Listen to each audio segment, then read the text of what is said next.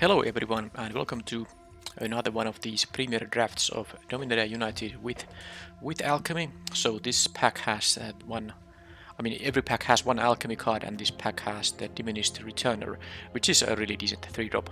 Even though it enters tapped and it is a double caster, but it is a 3 mana 4/3 which you can return twice under normal circumstances. Of course, if you can get some perpetual buffs on it, you can maybe return it even more, but by itself it can return back as a 3/2 and then as a 2/1. Now it's a good card and I would be willing to first pick it, but there's also the Djinn, which is really good if you get the spells deck. I mean, by spells I mean of course instants and sorceries. Bone Rattle is really good as well.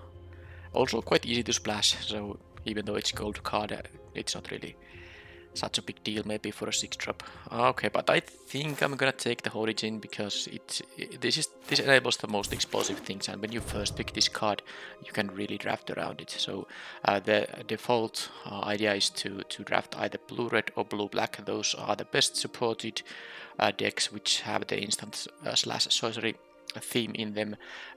Blue-white is also a possibility, but it would have to be quite open to work. Now here I think I will take the BO1 Mist and try to maybe do like blue-black. Here there's also the Bone Splinters. There's also the Byrt, which is pretty decent in the white-red deck. But here the BO1 Mist, so you can bounce a non-token, non-land permanent. And then if I kick this with black mana, I can, actually net a card as well. It will cost 4 mana total at that point. Well, unless I have the Djinn on the battlefield. But anyway, I think this is the best choice after picking the Djinn there, and pretty natural continuation here would be the Rona's Vortex. That said, the tribute to Obok would be, quite on par with the Vortex. Now that's actually an interesting one, because I definitely want to be just, main when both of these are basically black. So which one is the picked here to make? So this is a bounce at 1 mana, 4 mana removal. This is kill a small creature at 2 mana, and quite often if you get to really draft around this theme, it is a kill spell at 4. I don't know, maybe I like the 1 mana interaction slightly more, to bounce something as response to a combat trick or something like that. It's pretty close, you could take either of those, but I'm very happy to have this option. Alright, so wow, what a pack. Basically all of these black cards I would be happy to have. Maybe the Necromancer is the least interesting pick, but yeah, the Rager is always good, but I guess I'm gonna do the instants and sorceries matter thing and hope to get the blue counterpart of this cycle, the Tolarian Kraken, is it? That's of course one reason to also keep a high instant slash sorcery count in your deck. And I still have something here. Yeah, I think it's going to be the Bone Splinters. I'm not sure if it's... Well, it depends on what kind of black cards I have. There's not a lot of food to sacrifice when you don't play black and white, because white has a bunch of token making. In blue-black it's harder to utilize, but the Warhorse isn't actually great. This is double red, even though it is maybe the best card in the pack. Am I gonna look to move to some other color combination? I don't think so. I'll just take the Bone Splinters. And okay, so I'm running out of blue and black cards for now. And there is a key to amplifier. Thing is that a couple of my blue cards basically want black. Now you could, splash black, have ways to, lands that produce black, and you could move to blue-red here maybe, but I have also the double black card here, so I think I'll take the Shadow Prophecy. It's still okay. Okay, and then there's the Throw Mage, which is not good when you don't have any artifacts. Yep, and it's not going to be often the case in this format. So I don't think I want to have another Shadow Prophecy. It's gonna only mostly... It doesn't even give it a selection in this deck if it's gonna be 2 colors. I'll take the Soaring Drake. Not exciting, but acceptable 3-drop. And currently I have 5 instants of sorceries and 2 creatures. Now that said, I only have 1 payoff for the instant and sorceries, and it is the Djinn, so I definitely want to have want to have something like a Tolarian Kraken, which... Well, this pack doesn't have anything for me. I guess I could take the Dragon Whelp and still see if Blue-Red is the way to go. It's not even that amazing. It's good. It's like fine 4-drop, but it's not like a high priority. I like it more in green-red to give an actual flyer in that color combination. I think I'll take 20 gems. Sorry about that, but I'm just greedy there. I don't care about the discard spell either. Getting back the tribute to Ubok though, that is great. Alright, well let's just take that. I mean, I didn't expect that. Founding the third path, yeah, this could work in this deck. You may cast an instant or sorcery. Yep, and you can actually kick those things as well. Just don't, you have to pay the kicker cost, but you don't have to pay the base cost. So yeah, this actually can work in this deck. Okay, Splatter Goblin, a decent 2-drop here, I'm happy to have it, and let's just take the blue card. Not gonna play it though, but let's just cut the blue here. And yeah, the same pack had an uncommon, which I didn't take, even though it would have been better for Vault, but I'll just, cut the blue now. Alright, Danitha is an amazing bomb. Okay. This is an amazing bomb. First strike, Vigilance, Lifelink. Don't care about the remaining text the card has, but 4/4 for 5, not even a double caster with those keyword abilities. It's just amazing. The thing is though, this pack has a Tolarian Geyser, it has the Contaminated Aquifer. I wouldn't mind having the Repossession either. I mean, you could go for the splash plan, take this card, but I mean, the Tolarian Geyser has to be the... I mean, it doesn't have to be the pick, but I don't want to make my mana worse. Already have a double blue and double white, so I would have to focus on making the white work. I take the Geyser and hope something like an Aquifer come back to me. Let's pass the white bomb rare to someone who actually drafts white. Alright, so there's a Silver Scrutiny, there's a Friction Espionage, another Repossession, and a cut down here. I do need some creature at some point, but I will get some creatures at some...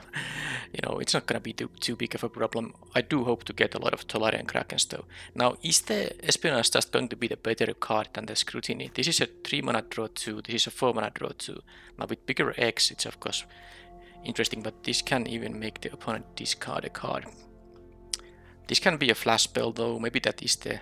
I mean, I could take just something like a cut down, but I have some amount of interaction here. I think I'll take it, late in the game when you can draw like 4 extra cards, maybe even 5, that's gonna be pretty backbreaking. So let's try this rare here. And I like that when you cast this for 3, 4 or 5 mana, it is actually an instant castable. I'll take the 2 mana flyer. I don't have a main way to make red yet, but maybe I will, and if I don't, I would still have this rather decent 2-drop here. Now this is a pack where I still see 3 cards I wouldn't mind having, maybe even 4 if the Crystal Grotto is a consideration, but the Rager and the Sorap, I'm definitely leaning towards the Rager over the Sorap, because I mean, I already have, 8 instant and sorceries. The Tributary would be 1 2 because I do have the Bellowing Mystic, but I'm not that interested in kicking this necessarily, so I'll just take the great 3-drop here.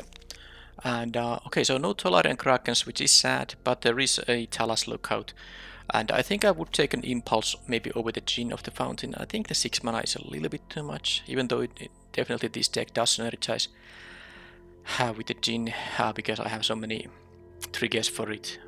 But Talas Lookout is the best pick in here, most mana efficient.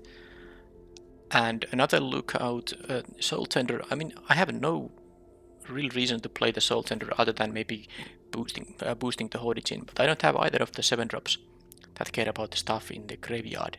So I'm just taking another Lookout here. That is fine for the mana curve too. I guess I didn't have too many 4-drops here. How about here then? Is it time to take a Soul Tender just because I might still find a Tolarian Kraken? Or just something like a Soaring Drake? I think I like the Soul Tender still more. These don't help my I don't have a green kicker, so that doesn't actually do anything here. The Ridgeline is 2 off colors, so I'll just take the Blessing here. Okay, I got the Aquifer back. interesting. That was a lucky wheel, I think. This pack doesn't have anything to care about. There's no sideboarding, it's best of one. Alright, I'll take the uncommon now. Shore up, I even got that here. So I'm at 20... I'm at 19 playables, not counting the land. And I got the impulse here, and I have one pack left. Now, the only sad thing is that I don't have those Tolarian Krakens. Alright, so how about this pack? How many black permanents I have? I don't have a lot, by the way. So, yeah, that's like 2, I think. The Soul Tender and the Rager. Oh, no, there's also the Splatter Goblin. So that's 3. So that's like a couple of triggers for this thing. Now, this is still a 4-mana 4/4 menace. But there's also a good 2-drop. I mean, it's a 2-mana 2/1 flyer. There's a Writing Necromancer and the Rona here. So, I'm not even sure which I'm gonna take. I might just take the menace because it is a pretty big creature, and you know, sometimes I might be able to trigger it once and get some additional damage output. So let's take the rare. There's a Vesuvian Mist, but I'm not taking that, even though it is very decent.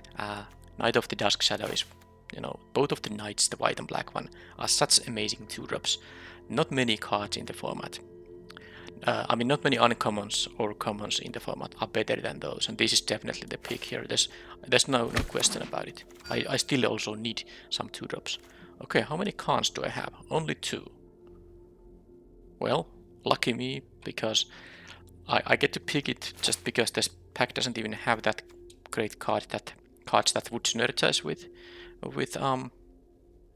you know, my deck here. Plus, this is also something I could play. The Power Stone token can't be used to cast my spells, and I don't have many activated abilities either, if any. But I can still, you know, have a 5 loyalty planeswalker once I plus it, and then I can use the -1, use the Power Stone for that to draw some extra cards. So I'm willing to try this. Piece by piece, our victory will come together. Okay, what the Karn is? Karn said something, I didn't listen to him. Alright, so not gonna take the 5-drop. It's a bit sad that I have so many instant and sorceries. That's 11 currently, assuming I'm gonna play everything. Might not play something like a Battle Rage Blessing, but still, I don't have the Tolarian Krakens. But I'm still taking the 2-drop here over the 5-drop. That's a pretty easy pick here, but I'm just sad about no Krakens. Impede Momentum is not even that interesting. Actually, I'm gonna take the Bog here now to have one way to kick the Mystic here. Don't care about the Toxic Abomination that much either. Plus, I'm already, you know, having enough playables. I just need to round up the deck. But yeah, well, let's take the Tribute to Urborg number 2, and then Scavenger Counterspell. Not interested. I'll take another way to kick the Mystic here. Why not? And then 1 pack left. Can I have a Tolarian Kraken? The final pack I haven't seen in the... I mean, this is the final pack I hadn't seen in the entire draft. So yeah, Extinguish the Light is still a good one. But truth to be told, if there was a Tolarian Kraken and the Extinguish the Light, I would take the Kraken for this deck. That's a pretty late Territorial Marrow and also something like Vine Soul Spider, so I guess green was rather open here too. But I do have the Writing Necromancer, but I mean, the creature count in this deck is so low that it might just not be that great. I think the Haunting Vigilance is easily the better one here to pick. That is the pick here, and the Rona is also not so great compared to this 2-drop. That's gonna be basically unblockable very often. Don't need to force. I have a bunch of cuts, of course, to make. No sideboard in this best of 1, so I'm not gonna main deck then negate. I want some proactive spells instead. Not gonna play any of that stuff. Now I'm just taking the uncommon here. Whatever. Okay, so without the Krakens, the deck is definitely not so great, but I have some flyers. I have a lot of removal, some card advantage, so I'm not too worried about being able to, you know, deal damage to opponent, but definitely a Kraken or 2 would have, you know, made this deck a lot better.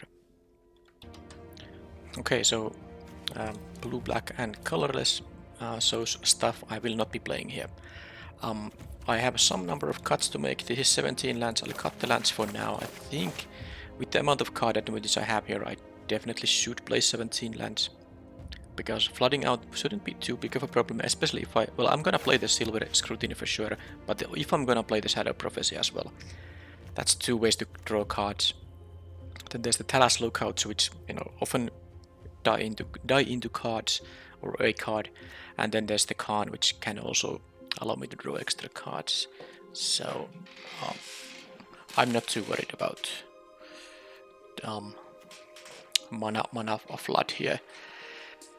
Which would mean I'm cutting 4 cards. I'm actually thinking about the Bone Splinters. There's so few things to, you know, sacrifice and being happy about it. I mean, it actually might go. I definitely don't need to play 13 instant and sorceries, especially because the actual great payoff for having so many of them is the Origin. And this is fine if you have like 4 or 5 instants or sorceries in your graveyard, and at 3 it's still fine, you know, 3/4 flyer for 3. So I'm not worried about you know, this staying too small in the games. But I don't think I really can sacrifice creatures and be happy about it. Yeah, I'm gonna cut that one. So I need to drop here. Oh, they're founding the 3rd path. Now the mill thing is just rather not so good actually. But then again, you can. So the first chapter is of course just you have to pay 2 mana for this saga. So you can, you know, pay a 1 or 2 mana spell for free. So you don't actually net any mana from the first chapter. It's just something that basically makes playing the saga free. Because let's say I have an Impulse, or I have a 4 mana and a Tribute to Ubok, then I can, you know, play the saga and still, you know, get the 2 mana spell worth of mana from the saga and then cast it and so on. And then I would have to care about the milling. And then there is the Exile target, the instant or sorcery card from your graveyard. Copy it, you may cast a copy. That's the only spot when this saga gives you a card back. So this doesn't net you cards. The power of this saga lies in the mill ability. So if I had, like, you know, let's say 2 Tolarian Krakens, I would be very much interested in milling 4 cards. But now I think it's just too clumsy, because there's so little need for the mill in this deck. Yeah, so basically you can cast a instant or sorcery twice. That's what this basically copies with a delay one of your instant or sorceries. That's what it does. So if you have some excellent spells, it's still okay. But I don't think it's necessary in this deck. I'm just going to cut it, and then I will find 2 other cards. And I do think the Battle Rage Blessing might be one. It's a little bit clumsy, and I have a nice amount of interaction. So let's just cut that. That leaves me at 12 blue, 11 black cards, and still 1 card to be made if I plan to play 17 lands, which I will actually. Okay then, so now that is 11 total of instant and sorceries, because of course the Tribute to Urborg. These are also cards that do actually care about having stuff in my graveyard, so maybe they're finding the 3rd path is like slightly better now that I realize it, but I still don't think it's gonna be played here. I have some difficulties finding the last card. It could maybe even be something like a Soaring Drake. Try to fly over the opponent, but I just don't care about the 2/3 stat line too much for 3 mana. This has 3 power. This, you know, draws your card. Because if your opponent plays like a ground guy for 3 mana, like a vanilla or a close to vanilla creature, it's gonna be larger than a 2/3. So I would have to be really care about the flying ability enough to play this kind of a card. I could see cutting that, because I'm not cutting the 4 mana cards. I definitely want to play the Karn, even if for no other reason, for fun reasons. I want to play this Planeswalker in limited. I haven't done that in the formats yet. So it might be that. So that leaves me at 11 creatures. That's still, you know, a number of creatures. I have some way to buy back a creature with this thing. Have some flyers. This is unblockable, and this Knight of Dusk Shadow is gonna be a threat at every stage in the game. Vivisector and Splatter Goblin are the only creatures that kind of lose their value later in the game. But even then the Scry is fine, and this -1/-1 can be fine. And of course I do want to have some 2 mana plays. So currently the creatures at 2 mana are there are 5 of them, and then I have a couple of removal spells. So that's like good. I'm looking at the mana curve of the deck. I do like it actually quite a bit. Plus the black permanent, the black creatures are ways to trigger the Defiler of Flesh. So I have actually 5 ways to trigger this thing, and that can, the +1/+1 and menace on any creature can enable some nice attacks for sure. So I think this is the deck. After I have cut the Soaring Drake, yeah, that was the idea. Alright. 11 creatures. Yep. That's fine. And then I will add the lands. So all these will go. These red lands I care about them because of the Battlewing Mystic. And then this is probably going to be, I have double casters from both blue and black. So it's because of the Aquifer and the total amount of 17 lands I can play. Having 9 mana base, because this is already 1 blue and 1 black. This is both, so this is now 2 for both, and then I add 7 for both, which gives me 9/9. Let's take this is one of my more favorite swamps. And then what island shall I have here?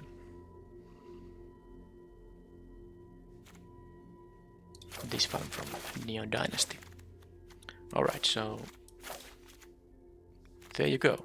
That is the deck, and it is, like I said many times before, best of 1, so there's no sideboarding. I don't plan on changing this deck. Let's see how far this can go. And of course there's also the Shadow Prophecy, which benefits a little bit from these lands that are mountains.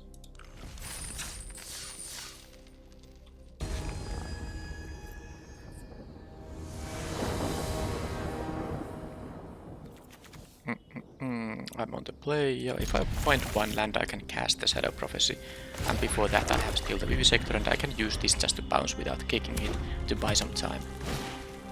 Phoenix Chick. Good. And is exactly what I need here. The opponent might have to waste a few attacks to deal with the Karn if they don't like me having this around. It will be 5 loyalty after I plus it. Assuming I play it on 4. If you play this with more than 4 mana, if you have mana available after casting this, of course you can just do the -1 right away. No place, at least not yet. So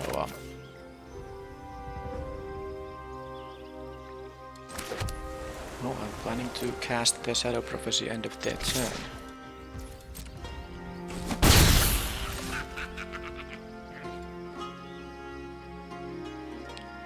I don't think I'm going to save this guy. I'm gonna take the Scry here. Yeah, because if I save it, I don't have mana for the Shadow Prophecy. Let's just do this, get the Scry here. I don't need a land if I find one. That is totally a card I'm gonna have, and that also means that I won't be casting the Karn on the next turn necessarily. I think it's better to just play the board, have the board presence around here.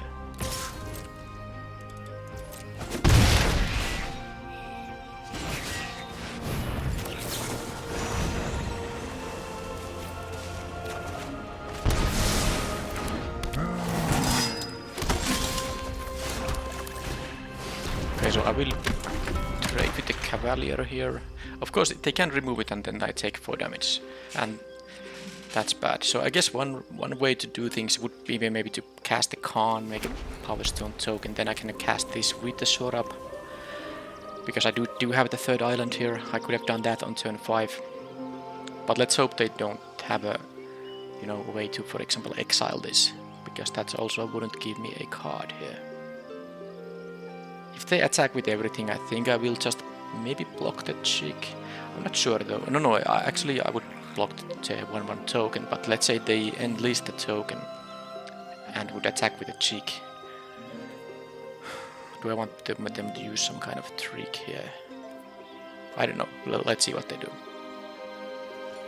Okay, they don't attack at all. That is the best outcome for me. And look at this.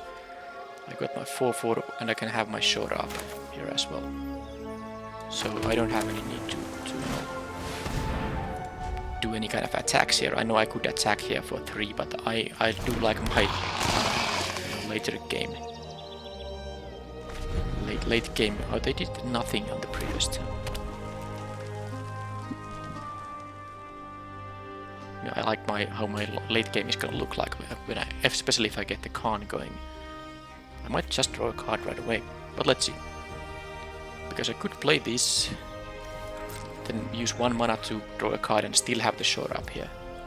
But let's first see what I'm gonna draw. Okay, so I get the trigger for the Defiler Flash. It's not gonna be that great though.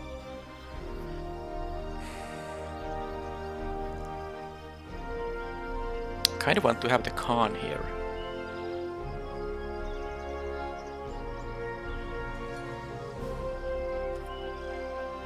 Wonder what the opponent is holding. They might have like the mass pump effect.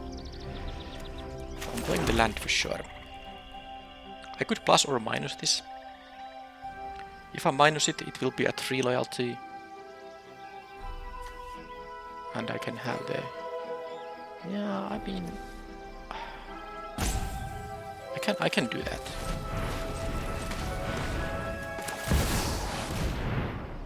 Maybe I'll draw a card, leave the shore up. It warms my heartstone to see alliances old, and every step brings victory nearer. Please don't auto-tap the island. Okay, it asks me. Yes, I will put this in my hand. And now I'll just, I know I can untap a creature, but I'd rather use the shore up not to untap a blocker, but to use it in response to a burn spell. So let's just go with this. Karn got me 1 card, so I don't have to worry about it if it gets dealt with by an attack, for instance.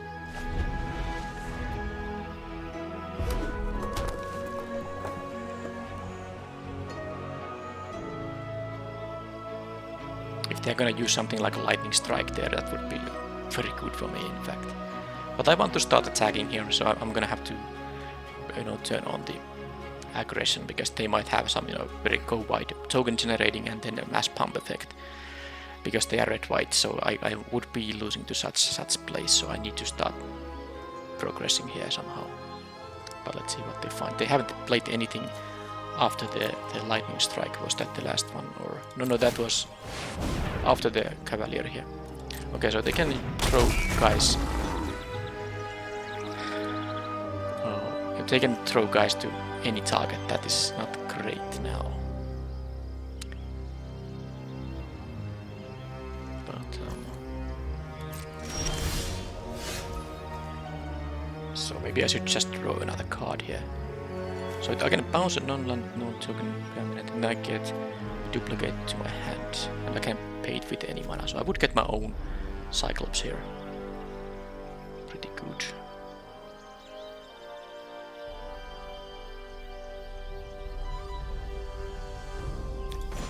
I think I'm gonna draw a card here.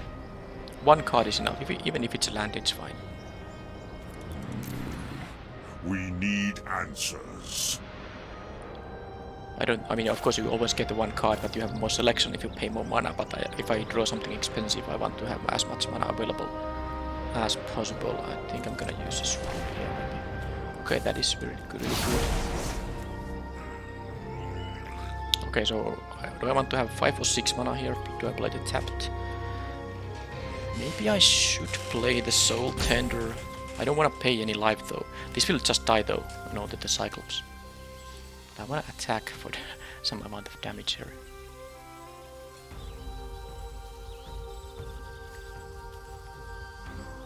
Maybe I should just keep the... I mean, maybe I should just actually kill the Cyclops here. They can sack it. No, it's sacrifice another creature. They can't even kill the Karn here. Okay, let's just do that.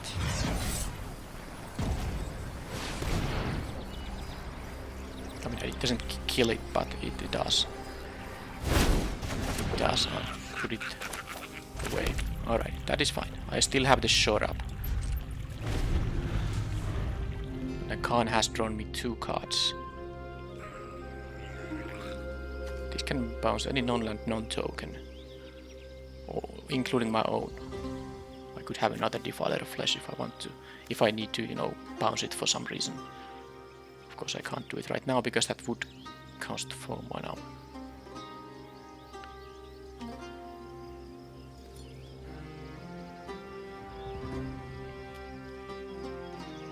I suspect they do have the mass pump effects there, which they can't really use really that well right now.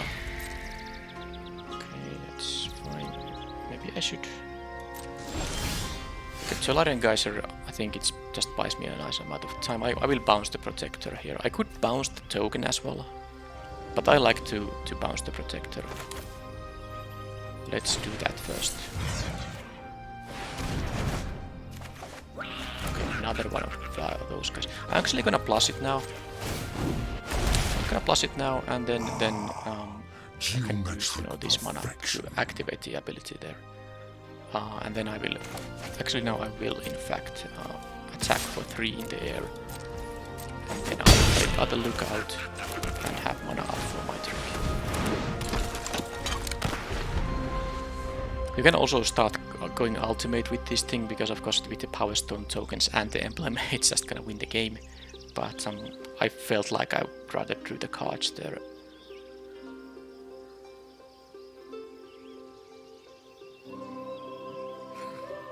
I can now start threatening them in the area with 6 power. 6 power in the air. I don't mind if one of these lookouts trades with the Protector and I have, you know, instant speed interaction if they have like pump effects there. Okay, well, let's save this guy from death. If I can.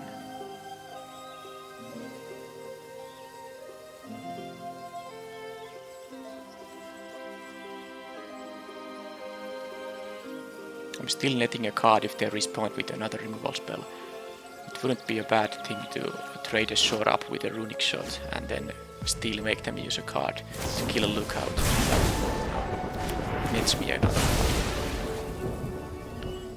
But there was a lightning strike. Oh, which one of these? I mean, I can only take one of these.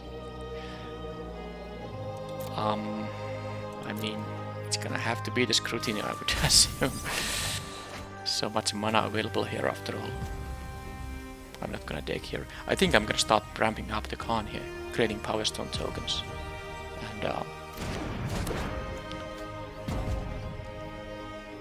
And then, you know, draw the cards with the Silver Scrutiny here maybe. Okay, so what is the plan now?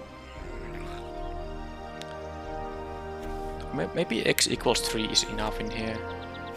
I'm gonna just make another one of those. I can actually use the Power Stone mana for the activated ability. The only restriction is I can't cast non-artifact spells, so I can use the generic mana part of this activation. I can use the Power Stone token for that, and I can also use this exile effect from the graveyard. The 5 mana, I can use 4 of these 5 mana with the Power Stone tokens.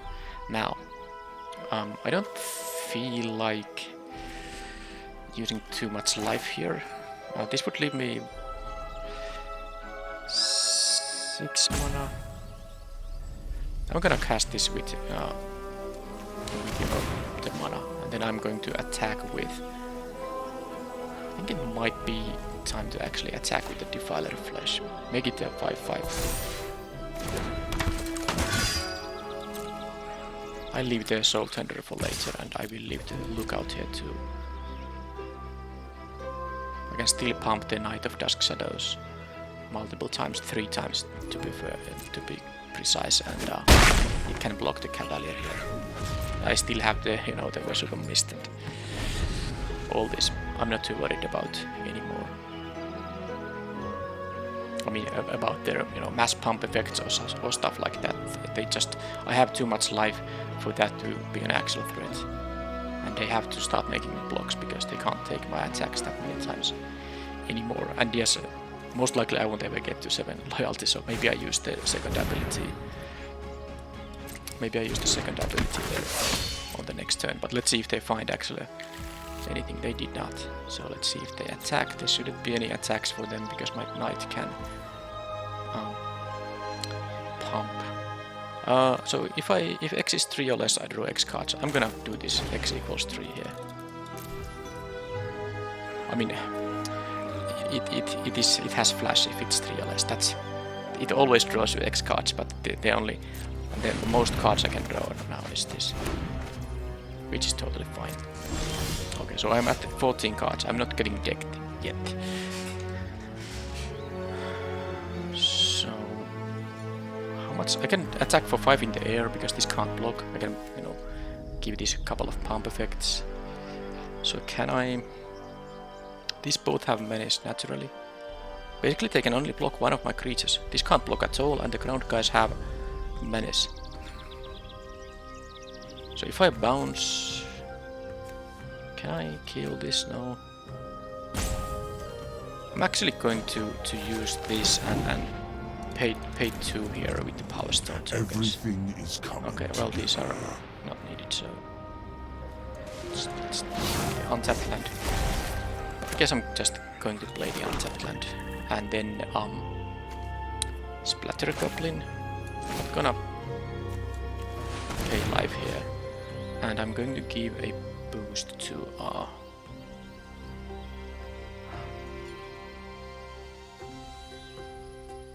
Defiler of Flesh here. I can use the Vesuva Mist mid-combat. I think I still leave the Soul Thunder here in my hand, and I will make an attack now with all I got here. They have to make some blocks now. And if they make some double blocks, I will punish them with the Vesuva Mist here.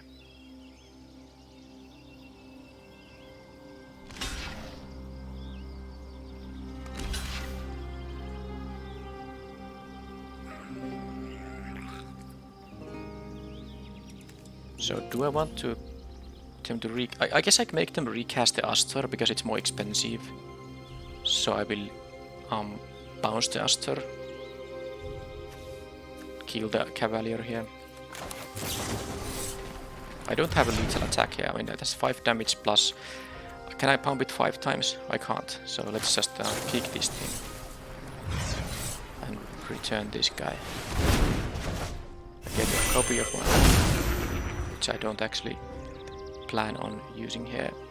Do I want to pump this once? I don't think it's necessary. I'll just play the Figment, right? Or maybe even no. This can be used to next turn to trigger this guy. So let's just get the 5 damage here and play the Figment. Now, is there a risk that they're having some kind of a mass removal effect? Well, I can still, I have still a lot of things going on here, so maybe it's not really a big concern, even if they do. But they didn't, and that's it. Okay, so I don't know what they had a couple of turns. Maybe they just had these, runic swords, lightning strikes with no good targets. So they had spells, but they were uncastable.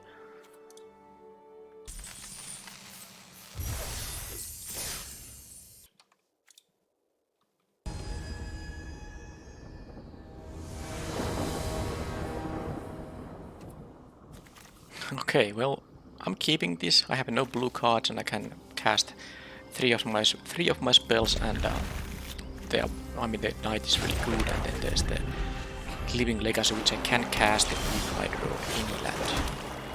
Am I gonna bait a removal with something like a Splatter Goblin? I don't think so, because if they don't have anything, this is unblockable for a couple of turns. And if they kill it, well, I guess I can survive that.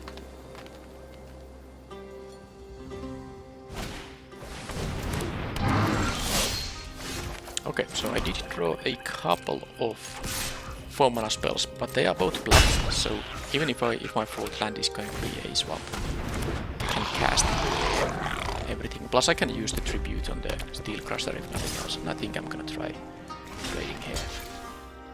Maybe they use it. Okay, that's gonna die. Well, especially now that this is my only spell I can cast. Okay, now I only need a one untapped land. I have 3 tapped lands in my deck, so please not any of that. Of course I can just draw a 3-mana spell that is black, but I did. pretty perfect draw actually, especially if this draws a land and it can be even a tap land. Well, it wasn't. It was a double blue card, so I have actually drawn about 5 cards. None of them was a land of any kind. But I mean, it's a strong hand once I find ways to cast it. Okay, that is a good one, especially if I draw like a blue card now. Okay, I did not, so now it's time to... I think with them having no board presence, I'm gonna plus Karn, and next turn I can play the Defiler here and start aggressing, but then I can use the Power Stone for the minus ability for a couple of times. And if they use a card to deal with Karn, I guess it's still turning 1 for 1. Now, can there be a haster that deals 5? Geometric perfection. I guess there's like a scenario where that's a possibility, but... Okay, they have a Goblin Influx Array, so that's gonna win by a long game, but I have some head start in here. No, I have an actual possibility to go to 7 loyalty here.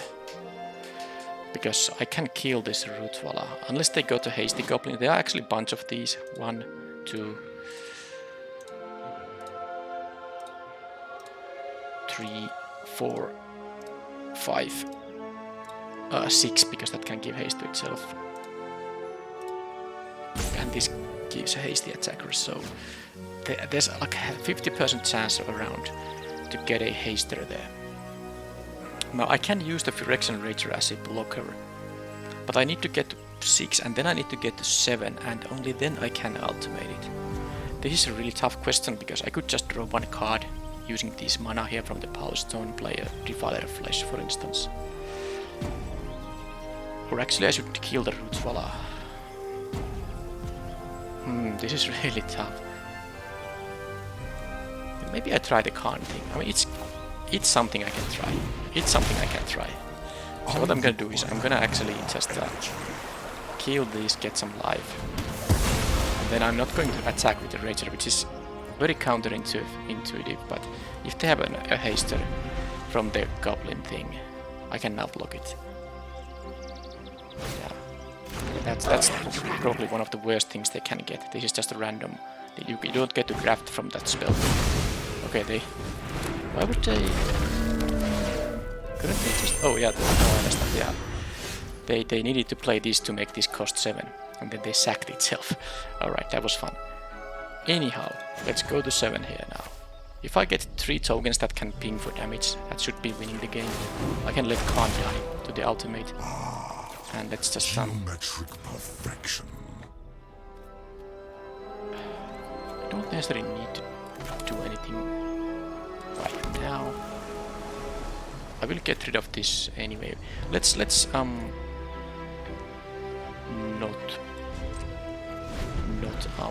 maybe they use like a pump spell or something to kill the Karn for good when I put the Phyrexian Rager here. Okay, they got that one, so now I can block the Relic Robber unless they have removal.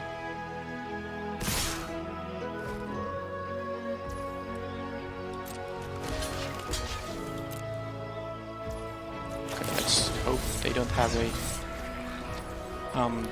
the trick that gives trample, because now then I can maybe ultimate Karn unless they have like a burn spell.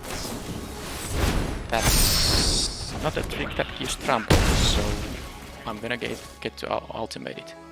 And then my tap an untapped artifact to control. This emblem deals 1 damage to any target. So it's way too greedy to try to make Karn survive here, so let's emblem this up. And now let's every piece can I will serve its purpose. how do I I had to click the emblem. I was worried a bit for so that's 3 damage every turn, unless these artifacts can still be killed, but there's not that many ways to kill, and even if they kill one of them it's maybe like fine. Am I gonna play the Talas Lookout first, or the Menace guy first? This does hit for more damage, so I guess I'm gonna play it first. Okay, I got to emblem up the Karn. I guess that's like one thing to do in this limited format. this is any target, by the way. I can kill the player, but of course I wanted to get rid of this creature. But they are now under a clock. I can deal 3 damage per turn to them from the, you know, the Power Stone tokens alone. So I need some stuff. Okay, I take, I guess, 5 here, but I'm still at 17 here. I get those goblins there, but okay. No, don't do that. I made the same mistake again. So, emblem up, kill these goblins so they can't block my menace guy.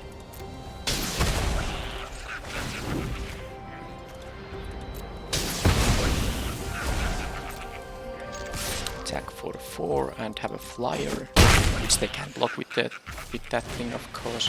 I'm gonna play all my lands because I do have the, you know, the X-draw spell here in the deck still left. Leyline Binding. Okay, well that is a good one. That is a good one. They choose to kill the flyer for some reason. I guess because when it dies I get to draw a card. Okay, I mean, let's hope they don't have anything big here still coming up, because I might still be in a little bit of trouble.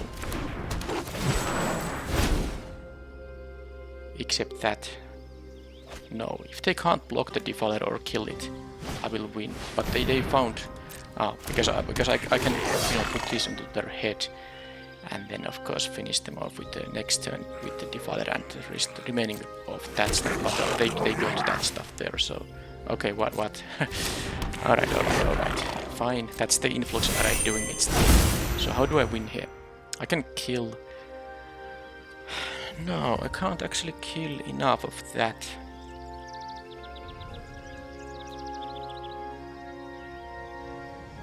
I guess I still can do like, no, not like this.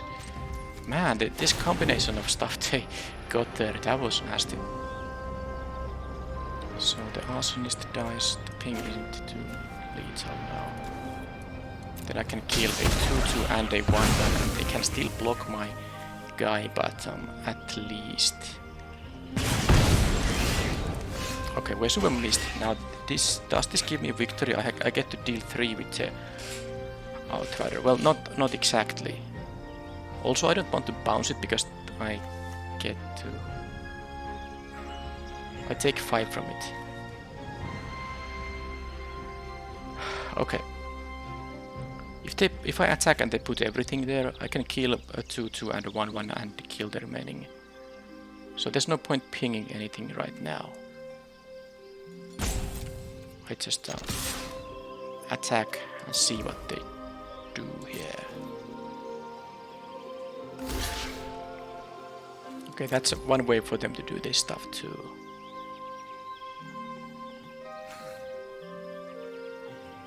Didn't actually... that was a mistake. I should have killed 1-1 here before attacking. That was just a straight up mistake. Well, too late now.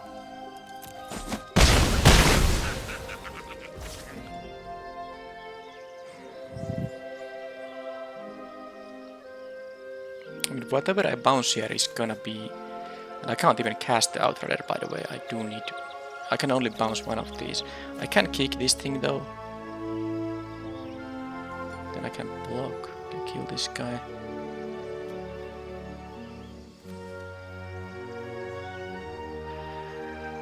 Yeah, I hate myself now. Well, I don't hate myself, but I hate the fact that I didn't ping one of the 1-1s here. I was too cute. I assumed they might put everything there. I should have killed one of the 1-1s, so that they would have had to block with the 2-2 there instead. That would have been so much better. Now, if I bounce this, they get the tokens again. Now, so will I. But don't like it too much. I guess I'm gonna make them just... Because I can pay the kicker cost for this thing. So let's do that. Get something good here. Impulse or up tribute. I can't cast any of that. I think the tribute is the safest one here. So let's see now. Let's see how it goes, because I get jump blocked the Outrider here. They can kick that thing again.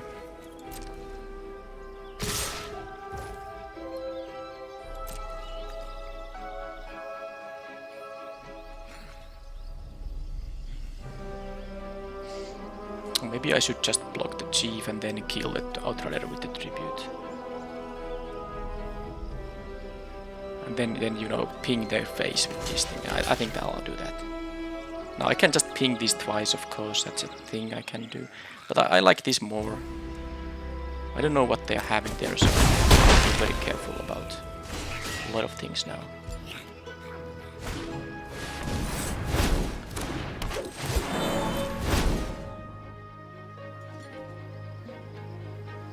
I could have taken the 2 there, but that's just... I didn't want to go to 6 here. Okay, that's another 5 here, but I think this is now enough for me to win. Yes, they are totally tapped round. Is there a 0 goblin? No. Okay, so what I can do is... I guess win the game by pinging them. Pinging them. That was a lot closer than I thought, but in the end...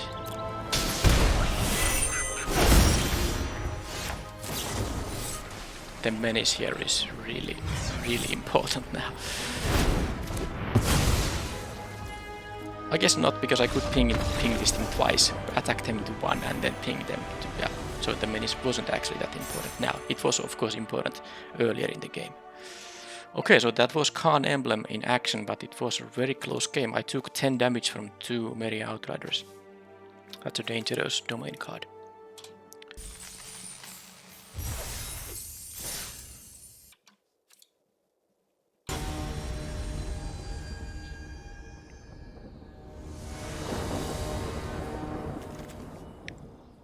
Okay, that's a nice hand.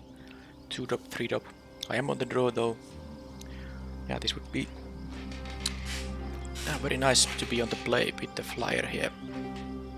Because sometimes when you play a 2 power flyer for 2 mana while being on the play, you can just deal like, you know, 6 damage out of nowhere before the opponent can even kind of start stabilizing. But of course sometimes they just have a removal for it. But it's definitely better than any 2 power ground card. Now, this is a really good one too. I'm going to trade with this guy, and I'd rather maybe use the figment for that purpose. Yeah, that's a really nice alchemy. Alchemy uncommon. Let's see if they have a trick here. First strike trick. Furious Bellow is there. Do they have a 1 mana play here?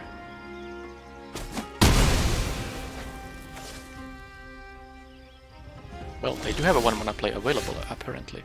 Do I want to play a 0-4 here? I think I will just actually play the Soul Tender here now. To block the Sergeant, and that will maybe something big to make this into something else than an 0-4. We'll see. 1, 2, 2. Okay, so it's a 2-4 now. I of course did mill a couple of decent cards and no lands at all, but my deck can still, you know, draw some nice cards. So I don't have a 3rd island. It would be nice to play the Djinn so that I have the shore up available. There's also a chance that I will draw one of my 2 red producing lands to actually, you know, to kick this thing. That would be nice. Library. That can't be enlisted though, because it doesn't have haste. Not yet. Are they gonna attack? I don't think they're gonna want to have the trade happen. Alright, so... what to do?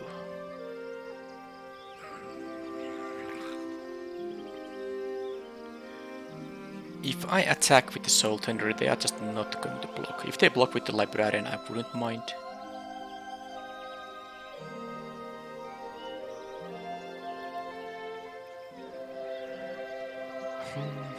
Do I want to be the aggressor? I don't like the fact that I will play this without access to the shore up, but I don't want to really wait until I draw an island either, because I don't know when that's gonna happen.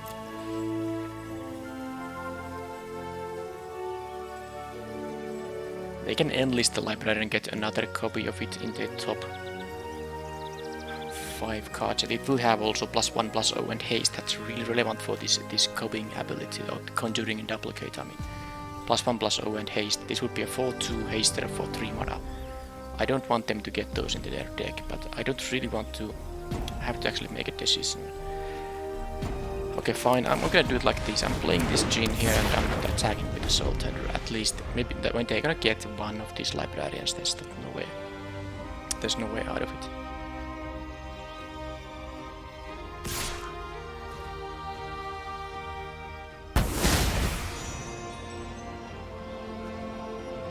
At least it only has 2 targets, so I can use it.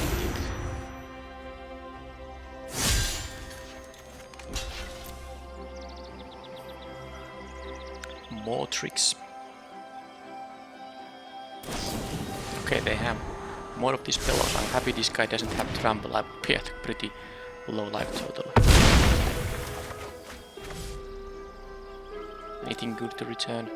Only the vivisector for now. Alright, so I think I'm going to do so that I'm gonna use the Vesuvian Mist here now. And this actually costs now only 3 because the Djinn makes the base cost only 1. So kicking this costs 3, which means I could play the Mystic as well. In that case I can't use the Shore Up though. So maybe it's not what I should do here. But I'm gonna wait until they go to declare attacks. Oh, but I think they might have a Shore Up. Ah, yeah, that is true. I do think they have a Shore Up. That does change things. Then my counters, my bounce spell would be totally countered. I don't like that.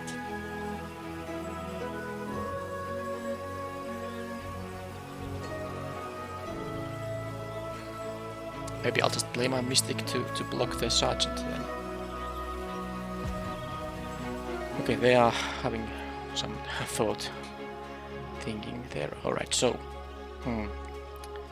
attack with the Djinn, play the Mystic to block the Sergeant. Because I am now pretty positive. Now they could have like a Rona's Vortex too.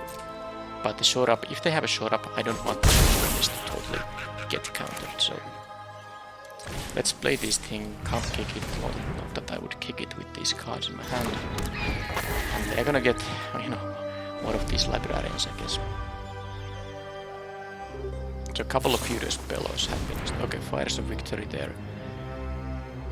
Means that I'm gonna save it.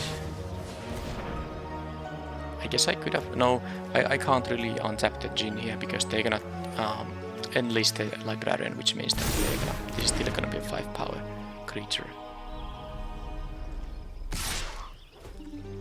Okay, at least it won't be a Furious Bellow now. But they have a couple of these 4/2 hastes coming up. You also get some scries from that. But can they play a creature this time? Ooh, Extinguish the Lights. That's not bad. But I do think... Yeah, I'm not gonna play into Shore Up. I let them attack with the... Maybe at some point they will you know, tap out. And if they don't, I can still use the Soul Tenderer to bring back maybe the Battle of Mystic. I guess I could also bring the Figment or the Vivisector, but the Flyer might be better still. Okay, why are they using... I mean, they're not gonna use... I mean, I guess if they have Rona's Vortex, they might want to bounce the Djinn.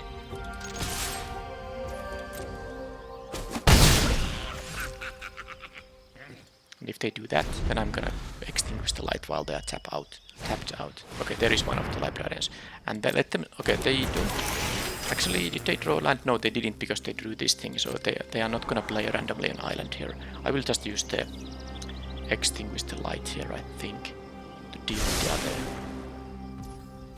Yeah, the hasty one.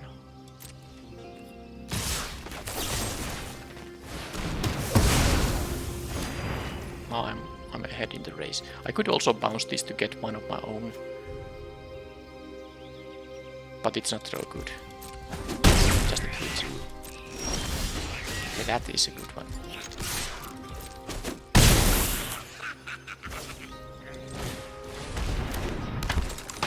Now they are definitely in a bit of trouble, and they do drew a land, but it was a tapped one. Okay, I'm not going to block that. I know I have here 4 mana to make this into a 4/4, but that's not really a risk worth taking here. I can take 3 because I'm winning this race easily here now.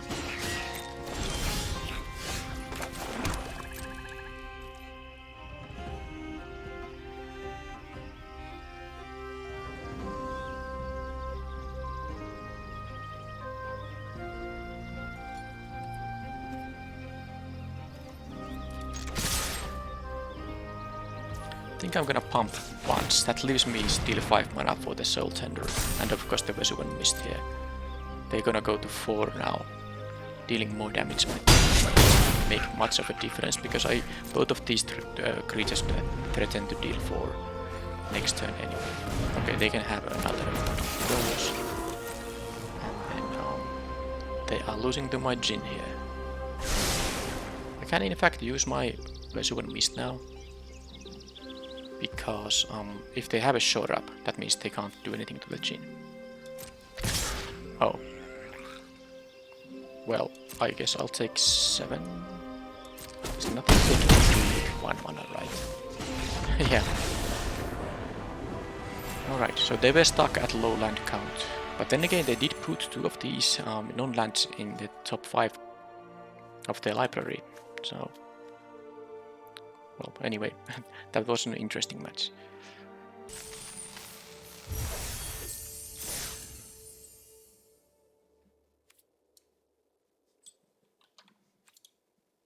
Not necessarily interesting because I had some great difficulties there, but the decisions there were maybe not that trivial after all.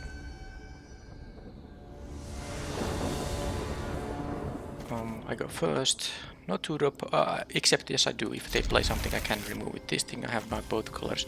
I don't have the second blue for the Djinn, but of course I have a couple of other 3-drops I can play before. So now there's a question. I actually want to leave the tribute here up, because next turn the Rager will be my play. So I won't play the tap land quite yet. Plus this is not so good when it's an 0/4. Okay, they get to... okay, so this thing, they will draft a card from the spellbook, and it's a crew 3 vehicle, which becomes the thing they're gonna, you know, exile here. So, but it is crew 3. It is not a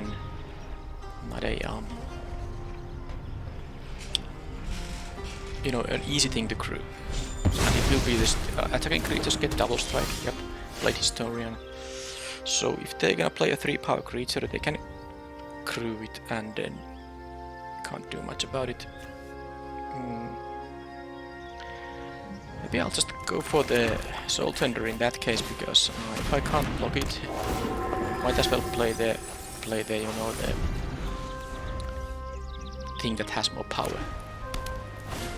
So there is, yeah, they can now crew that. I will take 4 damage. I will take 4 damage. Okay, that can be, yeah, that is definitely a dangerous thing when they get to do that on turn 2. Can't block the double strike. Okay, so I think I now know what I'm doing here. Because I drew the 2-drop. I'm gonna play the Knight of Dusk Shadow and leave up the tribute here. It's actually, yeah, I could kick this to make it -3/-3, but I wanted to play a spell. I mean, making it a 2/3 double striker into an 0/1 double striker is enough for me to be able to block it so that it dies. I will take a bunch of damage here though, but then again I'm quite happy they did in fact you know, tap out pre-combat, so this is now a safe block. But I will take 6 damage, because these guys will have double strike. So they're gonna have a 3/2. Yeah, I'm gonna go with that. But I get rid of the Historian.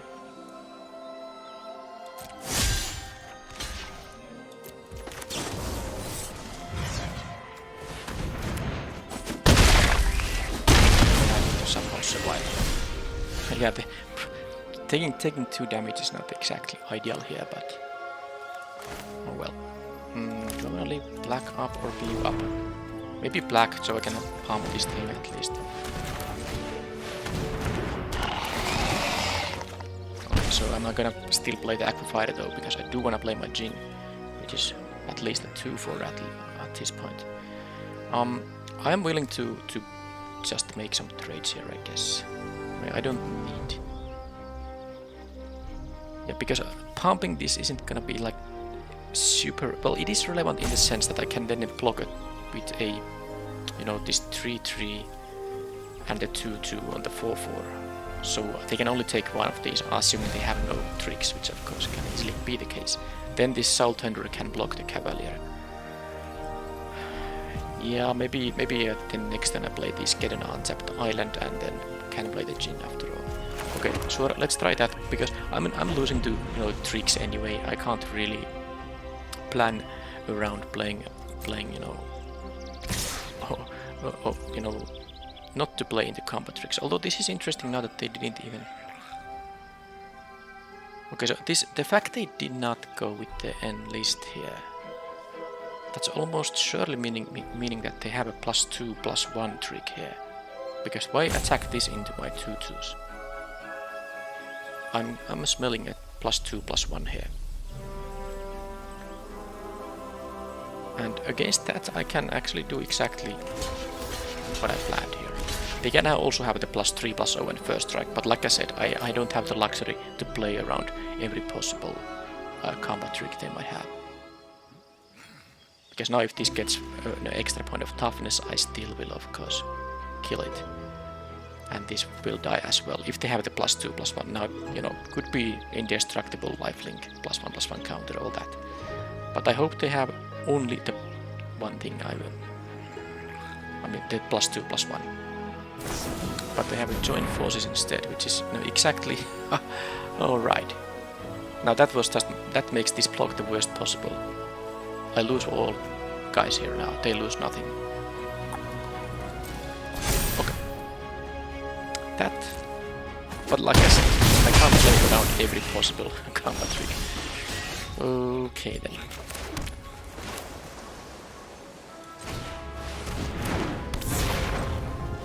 So this makes me lose 2 life. They can just enlist the Cavalier. Okay, that's game over then. Come on, where's the concede button? I will lose my guy and then get back to this game. Yeah, that was a bit rough because I had to take some damage from the Protean War Engine there.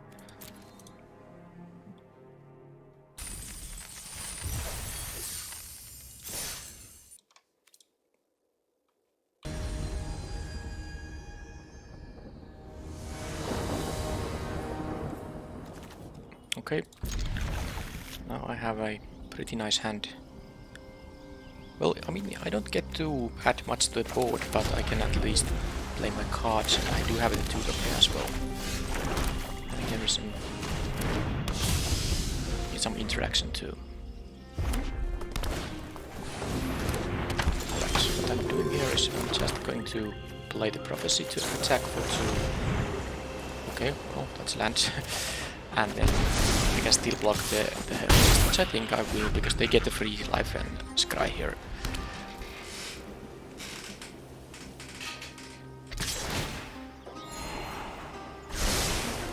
Is this the same opponent? Somehow their name feels strangely familiar, and it's definitely the same colors at least.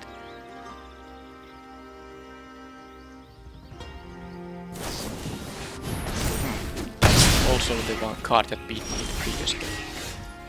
Okay, so I am going to just maybe not give them too many of those freeze cries. I can have an impulse into tribute turn here anyway, so that's fine. It's not the greatest, you know, target for removal, but I don't really want to just play the Karn there randomly. Which I could have done. Okay, White Souls. Okay.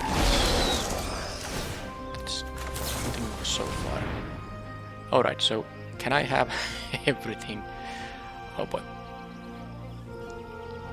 I mean the Silver Scrutiny would draw me 3 cards, but I guess I can draw cards with Karn, and maybe I just want to kill...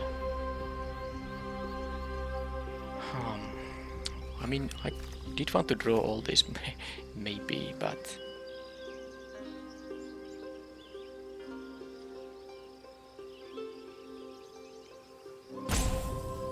Okay, what the heck? let's do the card draw.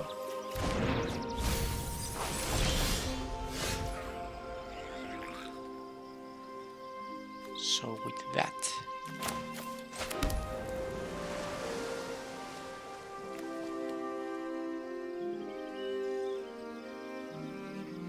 okay, I'm gonna draw 3.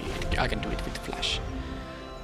I take some damage here though. That is not great. I'm not sure if this is the same opponent anymore. I didn't see any green there.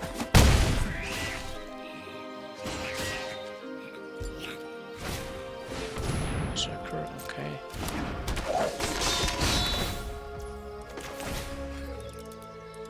It doesn't allow exit more than 3 here.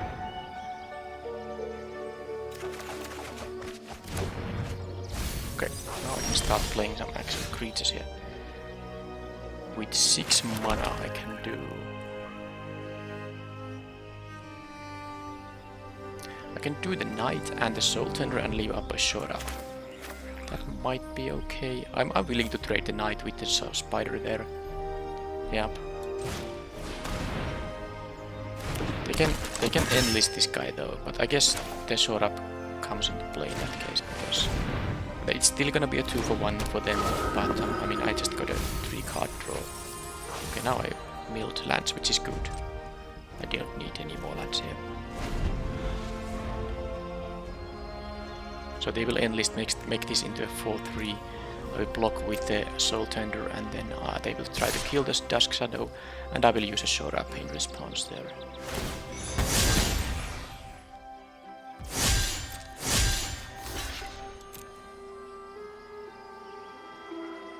Or they might have a trick here to save the Berserker.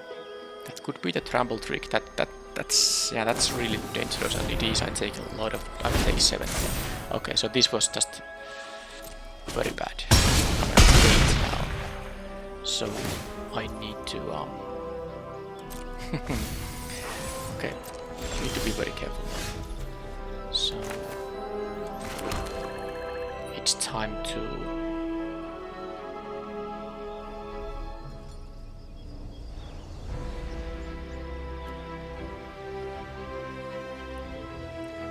With 7 mana I don't have that great options. With 8 mana I would be able to do a lot more stuff.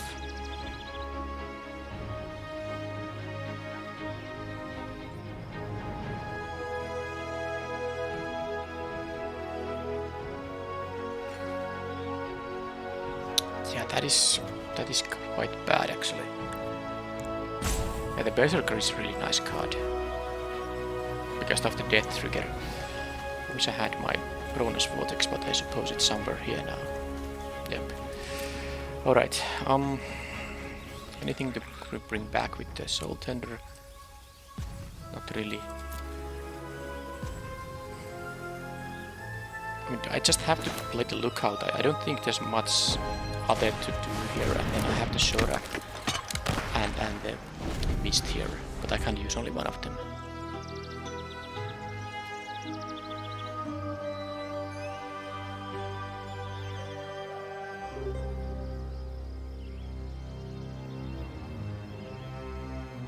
But at least if they now have a similar kind of pump spell, I can respond with the Vesuvian Mist, so I can just block with the Lookout. Let the trade happen, and if they can also choose to deal 4 damage to me with the death trigger.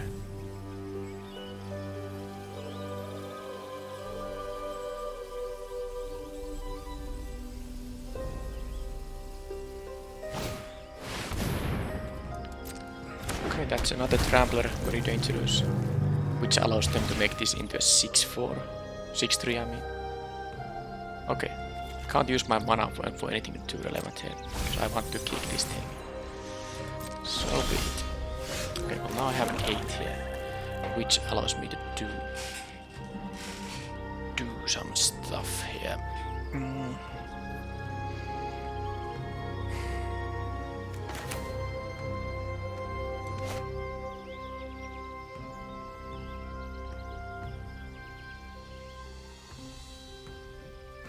Do I need to show it up here?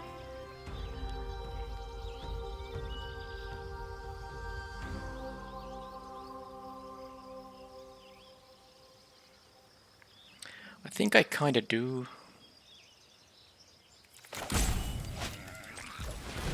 But I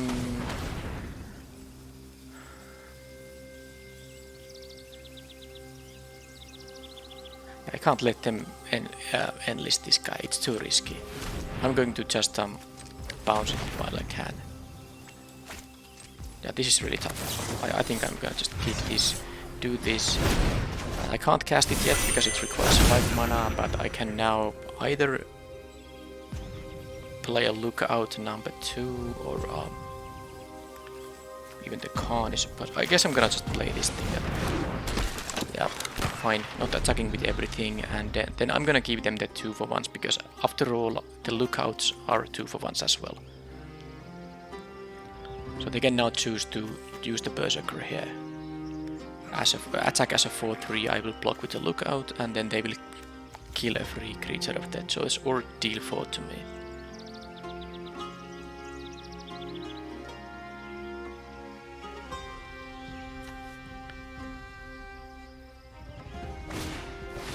Charismatic Vanguard. So they have 2 mana spell here. I mean, they would have played the 5-drop for otherwise.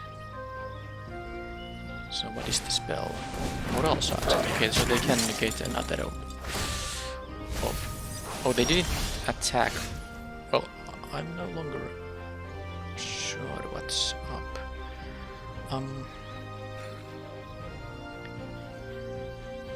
So I will play the Defiler of Flesh, or I could just play the Elfheim Worm actually. Yep, I should do that.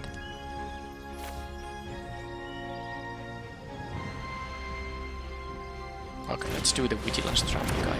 And maybe I should actually start attacking here a little bit. They can pump here, but I have the shore up. Yeah, I'm gonna attack with one of these. Maybe I should have attacked first, but I don't think they're ever gonna block with the spider. Seems very unlikely. But I have also, you know, now a bunch of power here myself.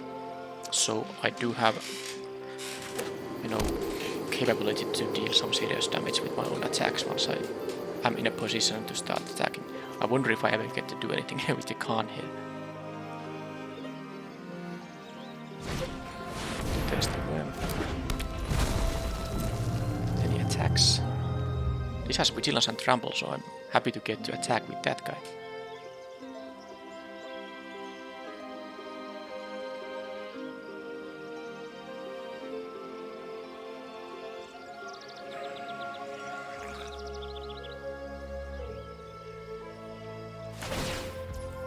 Okay, so now I have options including attacking with everything.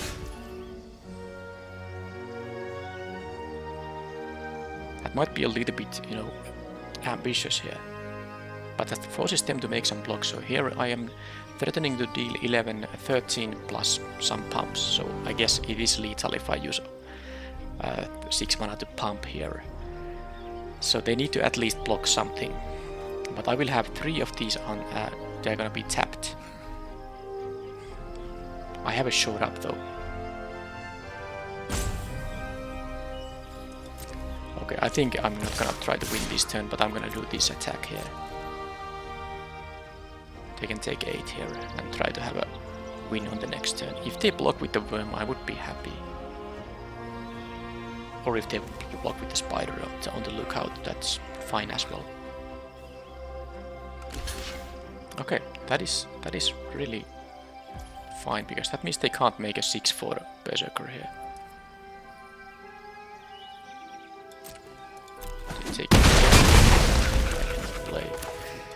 I would want to play the Karn, but I really can't. I want to leave up 1 up for the short up and the pumps on the shadow. Karn doesn't really do anything to affect the board right now. And they do have the pump, you know, ability here up with the Charismatic Vanguard.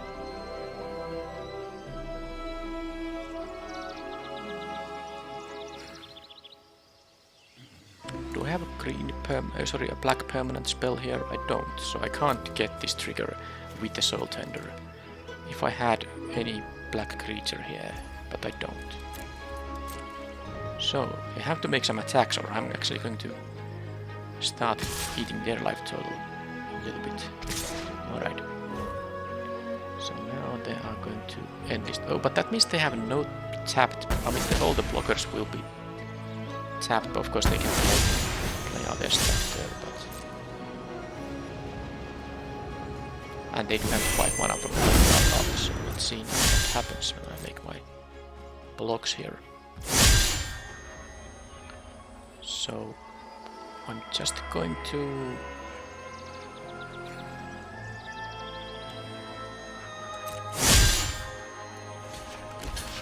So this can be a 4 toughness creature. Yes.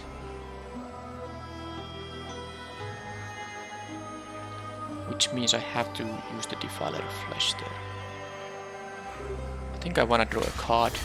So this blocks here and then the... Yeah, because this can be a 4 toughness creature.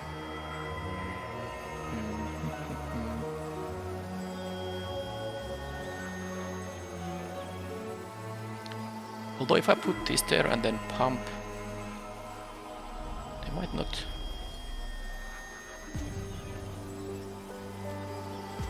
It's a bit risky because I could put this there and pump once and then hope they don't use the 5 mana, because then I can just pump another time there.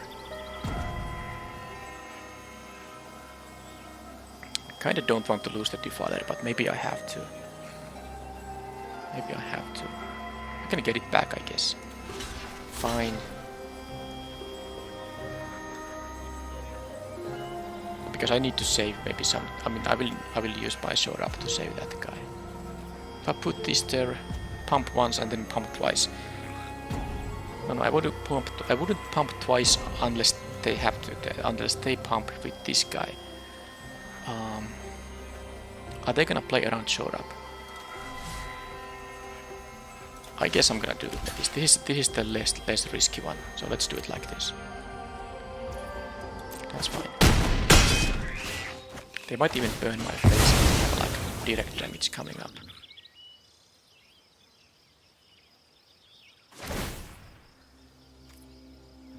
So I have an Extinguished Light. This is a really good one. That goes to my hand. And then I will try to save the knight here.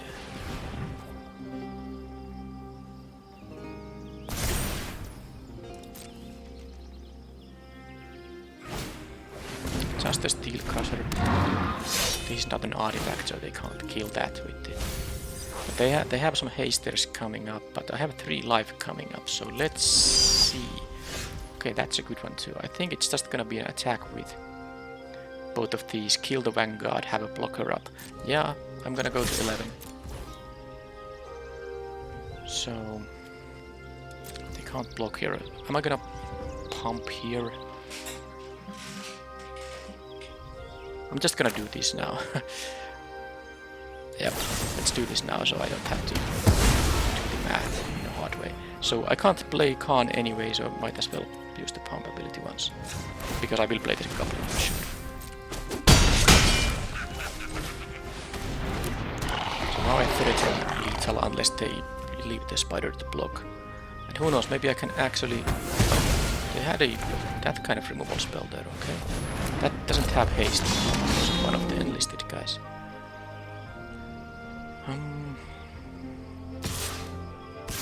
Oh, they are gonna actually offer a trade here. That's a good one.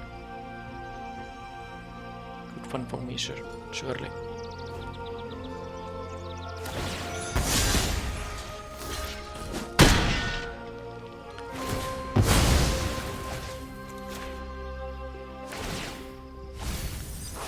Okay. I can return, so I have now 10 mana. I can use 5 to return. For example, the Elfheim Worm. Although it will most likely just trade with the Warbrute. But regardless, I'm going to attack for 3 to make this guy a lethal attacker on the next turn.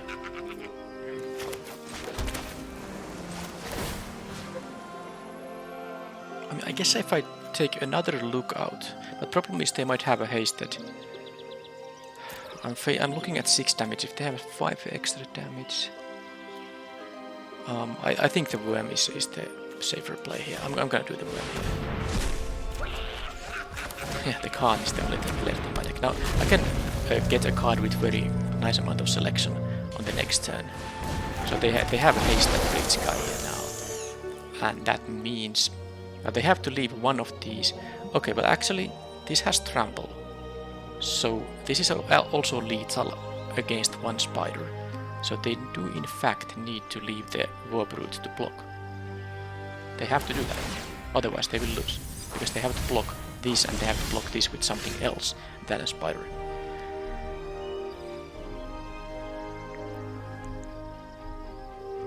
I mean, I played this to get some scries here. Maybe using an islander was a mistake, but definitely just do this now. Force them to make the blocks.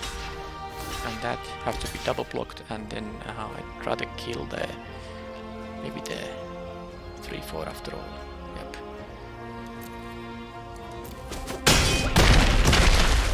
Scry a couple of times. Oh, first of all, I'm gonna scry... well, maybe not. I'm gonna actually get this lookout first, which is gonna be the extinguished light, which is fantastic. And then I get to scry a rager. Yeah, I can do that. I can draw that with Karn. I can draw it with Karn and I can play it this way, because I have exactly pay one. Do this. We need answers. Play this. And now with... okay, I have actually only 6 cards left in my deck. I did some self-milling there too. So I don't actually... strike team. Well, that was perfect softening there, giving me more up blockers there, but I guess with the extinguished light... well, I can draw a couple of cards with Karn, I guess. I can also, you know, let's say put the rest on the bottom of your library in a random order, so I can actually pay 5 mana to, because I will draw 5 cards will be left in my deck at that point, and then I can use, you know, this. I can actually, oh, I have all this good stuff in here. Okay, yes, I forgot. This went there very early in the game. Are they seriously thinking about attacks? I mean, they can't deal with the Karn. I don't mind any trade here is fine. Get some scry here, fix land, I don't need it. Battlewing Mystic, that is a flyer, and I can kill the spider, so let's do that.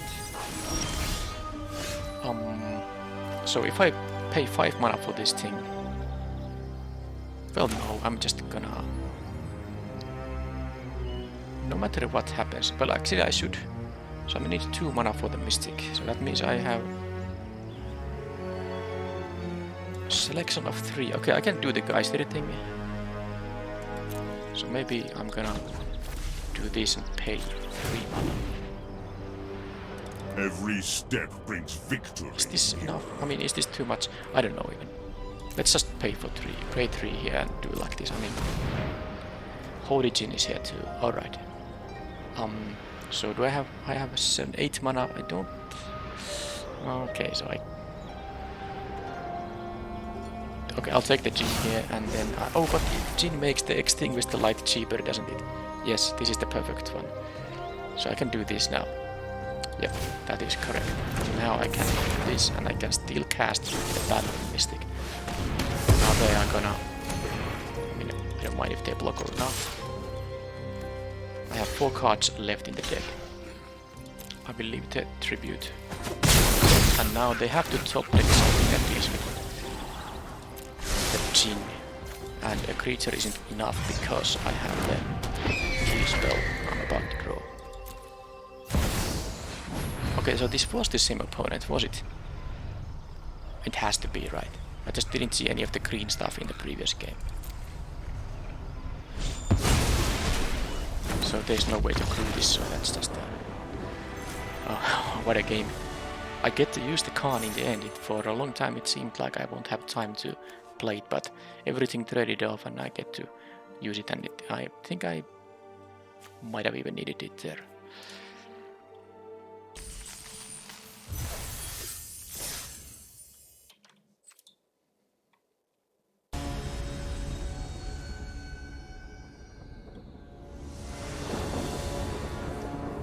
Okay, how about this? That's a double blue one. It won't be cast anytime soon here, and so I have a couple of spells I can cast, but I don't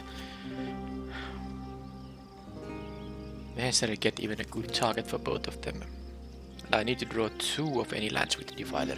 If the Mist was like a swamp, I think I would keep it, but I'm gonna mulligan this one.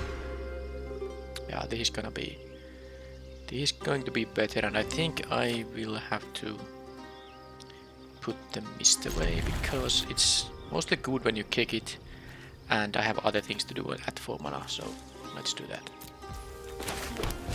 Definitely want to have my 2 mana play here to have at least something going on here. I do need second black for the next match, but I guess it's gonna happen sooner, at some point anyway. Another red. Okay, that is... well, okay. Talk about a good lucky top deck, because that was gonna be unblockable and my Karn would have been quite bad if they had this Knight of Dawn's Light there. Feeding stick. Okay, well... oh, come on. No, this is not the same opponent. I do remember they were different name and different rank, but again with the Protean War Engine, I mean that is a rather nasty card, but I guess I can kill it when it is crude. But it has to... so what was it? Falconer Raptor. Oh, when it attacks they get more stuff. So I guess my Karn will not be so great here. But it is only a 2/3. Okay, that is a good thing actually. So there's a lot of different options in here, as you can see. Maybe you can like pause the video or something to check the options. And they do get to draft a card from here, so they get 3 randomly out of these options, and they pick one of those 3. So the fact they got the one that I can actually, you know, block, because as you can see, they are pretty good ones there. So they got the one that I can block with my Splatter Goblin here. Because it's a 2/3, it doesn't fly itself. They get the free bird though, but anyway, I'm gonna do Karn here and give myself a Power Stone token and hope they don't get to deal 5 here. If they kill the Goblin, I get at least to deal with the Djinn. If they wanna crew this thing, they need to do exactly that. Play a 3-power creature, but Karn will survive. They will get a free token here, but I think it's not the end of the world. I can get 1 card from the Karn. It will go to 3 loyalty now. Then I can use 1 for a card, and Vivisector can actually block there. So block this thing, and then of course I do have the option to do a strike team, but it's way too risky. I mean, I don't want them to get any other free, you know, birds there. I can block the strike team with anything. So now it's time to... so sadly they do have 2 flyers in there, which means they will be able to kill the Karn. But let's say I plus it, it goes down to 2 loyalty. And I haven't gotten anything out of it. I'm gonna... how much mana am I gonna play? Because it's an interesting... the more I pay mana, the more selection I get. I will play the Vivisector quite likely here. So I guess it's if it's a 2 mana blue spell, I can... yeah, I think it's unlikely for me to be able to get the spell. I'm gonna use 2 mana here. 1 from here, 1 from here, to get some selection. Okay, well that... I actually wanted to draw them both. Oh, was this my... well, actually I didn't have more than 1 swamp here, so I was never gonna play both this Vivisector and the Tribute here. Now... tell us lookout is better than Tribute here, so let's take that. So Karn got a card, so the fact they are able to kill it by attacking is not such a big deal. I can block the strike team if they choose to. Okay, so they don't get to kick these, but yeah, I'm fine trading with the 3 ones here. Get some scry here.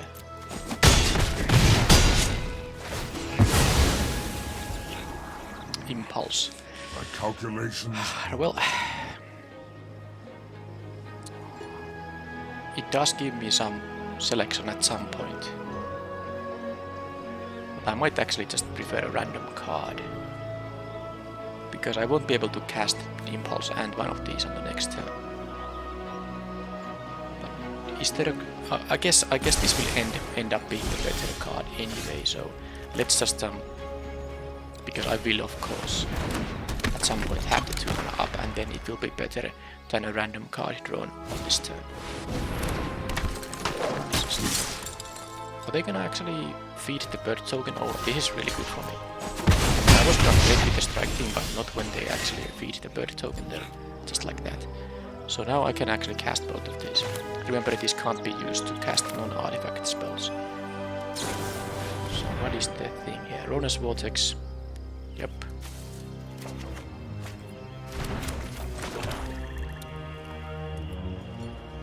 Okay. This is gonna get me a card.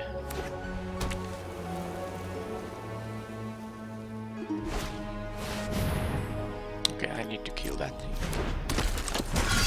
It doesn't have haste. There you go. Do that. And I'm going to eat this. Now they can get this back if they attack with 3 or more creatures. But maybe they won't have that many creatures. So just get rid of this guy, I guess. Okay, I got my removal. And then I'm still just trading here.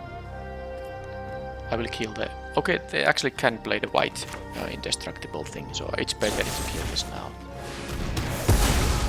And then I will trade with the strike team here. Or at least try.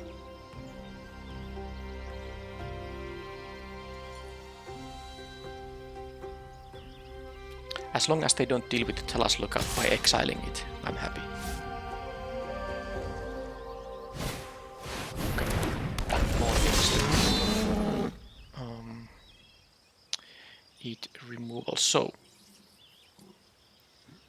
they can make it into a 6-power Trampler, and I don't like that at all. I could block it with the Defiler of Flesh, but I'd rather just do this right now. Don't get the life there, but I guess it's fine. They still have all this. Okay, now all these cards.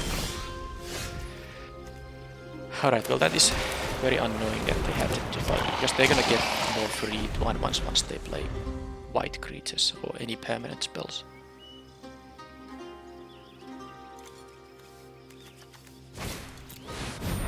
Well, I can, trade with it in the air. But yeah, they have a lot of cast. They didn't have any card draw here. They just do naturally all this stuff. That's 5 spells and 10. I mean 5 lands and 10 pretty decent spells here. Okay, well the Battlewing Mystic there. I'm gonna admit that it was very good fun. Alright, but they get the Phoenix Check back actually. But anyhow, this is really sweet because I did have the triple as well. Well, this wasn't so impressive. Alright, not can do anything. Cannot do much then. Allow them to attack. The Fate Ponder can enlist the Defiler. It will be a 6/3. Yep. That's this is bad. And they can get the Jig now back as well. Just attack with the Dragon Whelp, with the Fate Ponder, and with the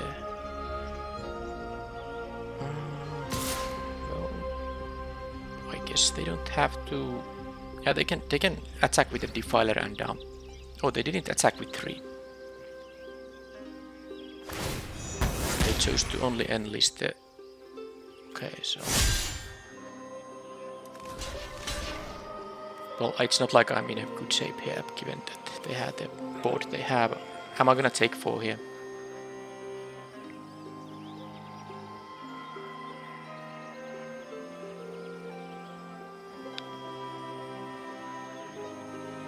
Going to 5 here against that deck is just, this is I can't. I mean, I have drawn most of my interaction as well. I don't know if there's anything that great for me to draw here. But this Fate Ponder will always attack as a high power creature. But this thing is gonna keep all these guys back. I guess I'll just try this, and I need to get somehow lucky here. I get one card out at least. But this is gonna be really tough now. Raider is, I think, a good start here.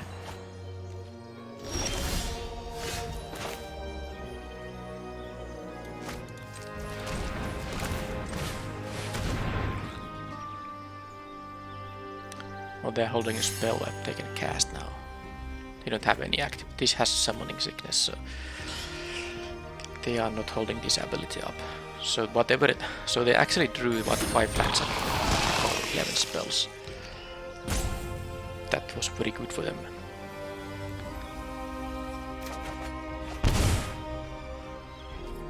That's very good for me if I can survive a turn here.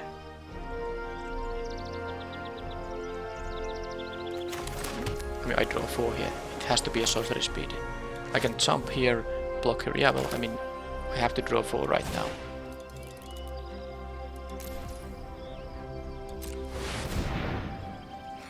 And hope I will survive. I'm very scared about the fact they have still a card there. Yeah, well, that is stuff that I can use to stabilize.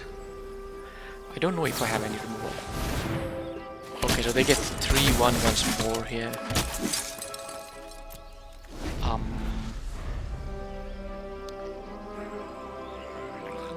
Well, I'm not dead, but I won't be alive after the next turn. They actually did discard the Bayardi instead of attacking with all. They definitely should have attacked with all there. What are they doing? I mean, not attacking with the Picker is just missing out on 2 damage. And they get this. Alright, well, anyhow, this has to go there, and this. I don't have the luxury to block a 1-1 because this is gonna be lethal. So let's trade here. And then I will be to. Yep, not gonna work. The fact they had the reinforcements meant that I just took 3 more damage than I otherwise would have taken. If I was at 5 without them having these 1-1s, that would have worked. But now I of course can't do anything with this hand here.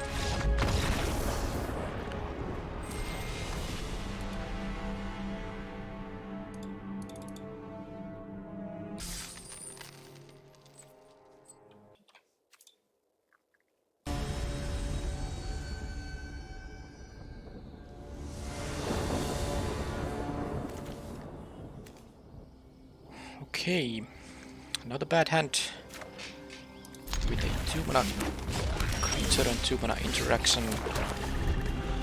So let's see how many cards I'm gonna get with this, if I have time to cast it at all.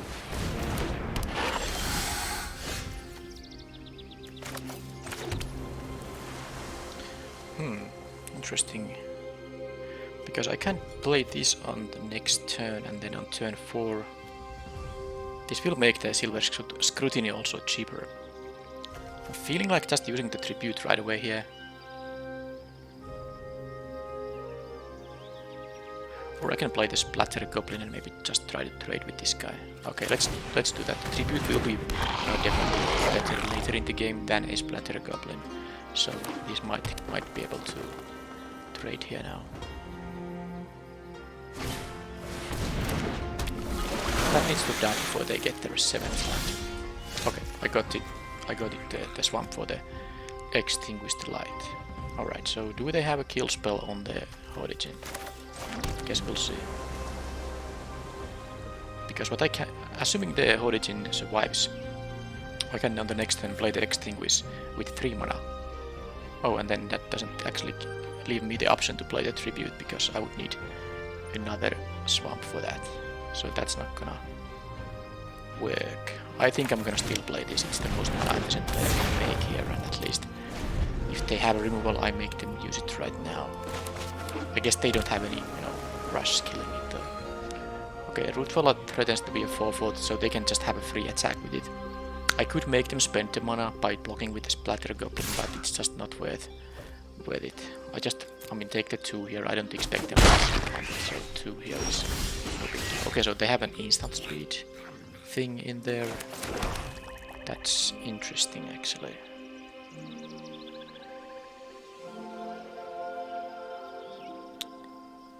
well.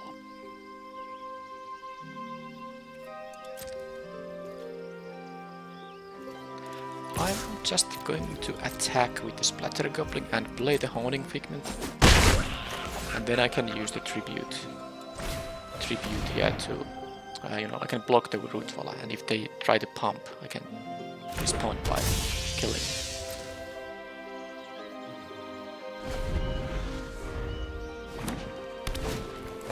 Meteorite.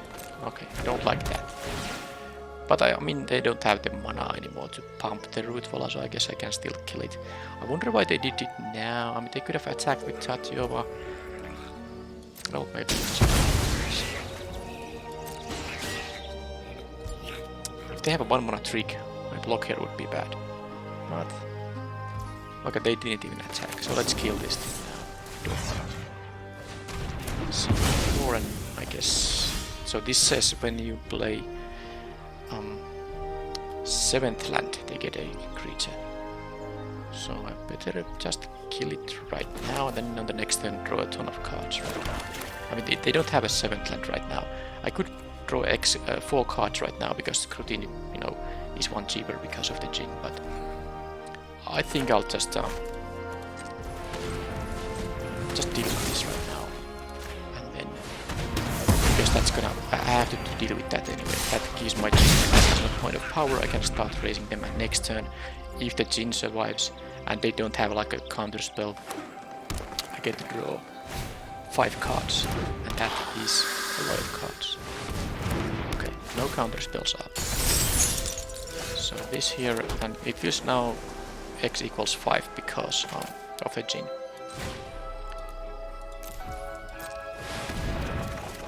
That is a lot of cards. Maybe not the most impressive cards of all times, but I am at 21 here, and I can take some damage here. So this is still a domain of 2, so they might deal 8. Yeah, I'm not gonna block with the Goblin, that will be used later on. Maybe participate in a double. Right. So do I need all 7 mana? Can I play a tapped land, or do I need the untapped land?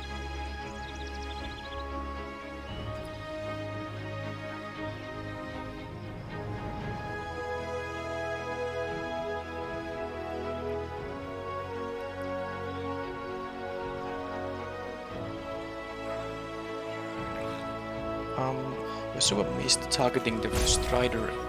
Not the greatest, because they do get the ETB as well, and it costs, you know, 2 extra mana. I can't activate the Rootwalla's ability though, so getting a copy of this thing is not such an amazing thing either. So maybe I will just I'm going to play this guy. See what I mill here.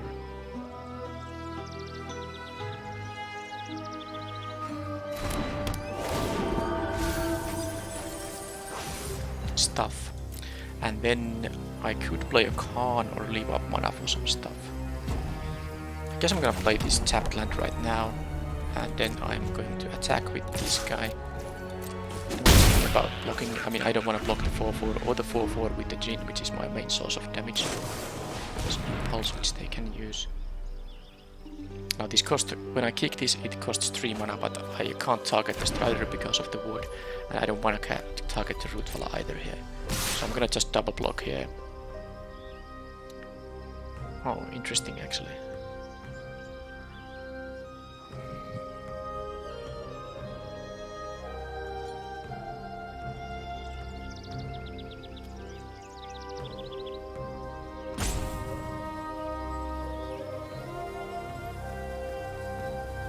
I could block the Rootwalla and then use the Splatter Goblin to jump block the Frostfist Strider, and then use the -1/-1 on the Rootwalla, because it's still only 2 domain.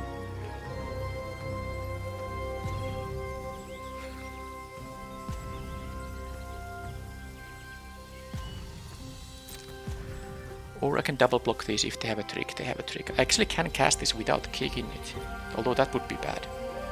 It's so much value when I get to kick it. I'm doing this. This is fine. This is fine. I mean, I lose 2 creatures, they lose a root falla. I don't take any damage. It's something I can do. Because I do plan to play the Shadow Prophecy here to get... actually, I get some selection because of the bog here. Alright, that's all fine now.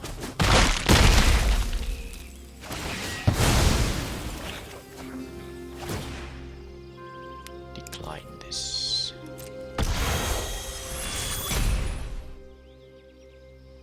They have 2 cards. I can also bounce my own Djinn if they try to remove it. Oh, they get this thing back. Alright. No, not much. Okay, well, I don't think I can do much about that. That's a good one, the Nyambi. Yeah, they had the white mana here. Okay. So when this becomes a target, yeah, I don't want that to happen. So let's do this. 3 cards, I get to keep 2 of them. Vortex and I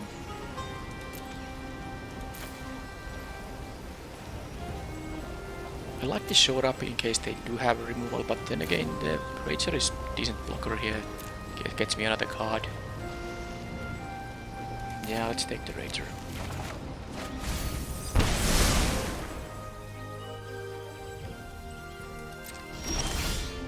Okay, Defiler. Now I have a 2-turn clock here now. I have a 2-turn clock now, so let's play maybe... Okay, I'll leave mana up for the Mist.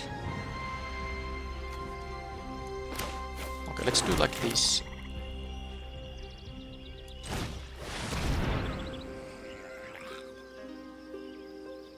Do like this and then... Okay, they have a counter spell there. Sure. Well, now they are top decking. So, unless they top deck and answer to the Djinn, I will win here.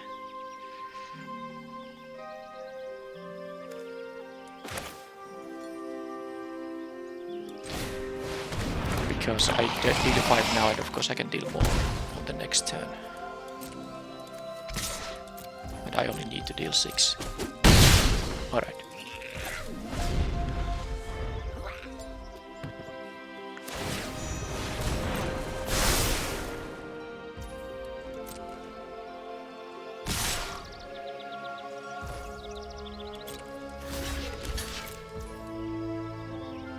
Well, I hope they don't deal 2 to me now.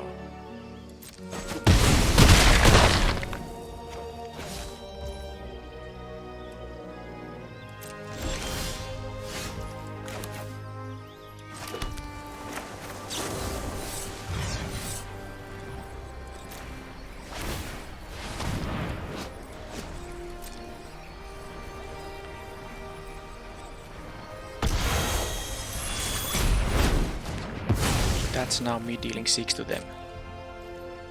I don't want to target the root walla because they get to draw a card. That was it. 2-turn clock was exactly what I needed there. Again, a pretty close game when they had the Nyambi here. Yep, that was tough.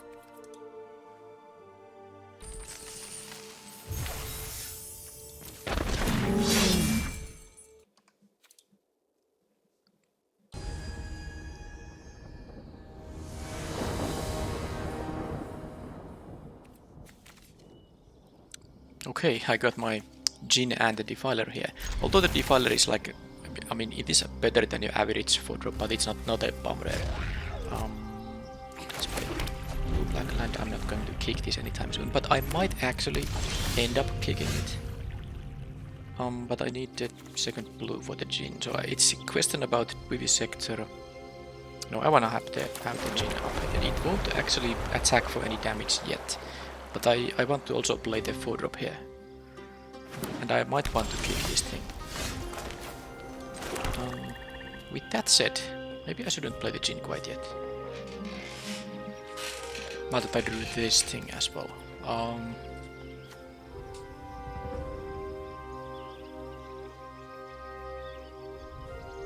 I don't have any instant that benefits from the discount. Okay, and they might actually have Essence Scatter here, so let them counter the Figment instead. Let's see what happens.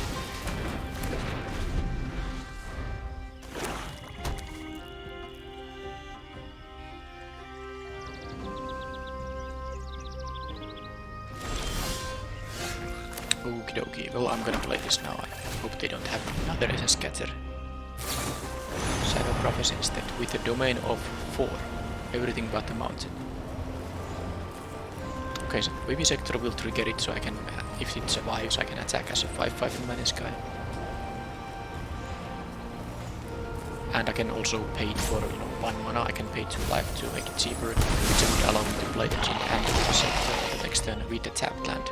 But let's see if the Defiler will be under my control once my main phase starts. Sleeper. I have a lot of interaction in the deck, so I'm not too worried about that. They don't have any other black source, so that's why they have no option to make it a big threat anytime soon.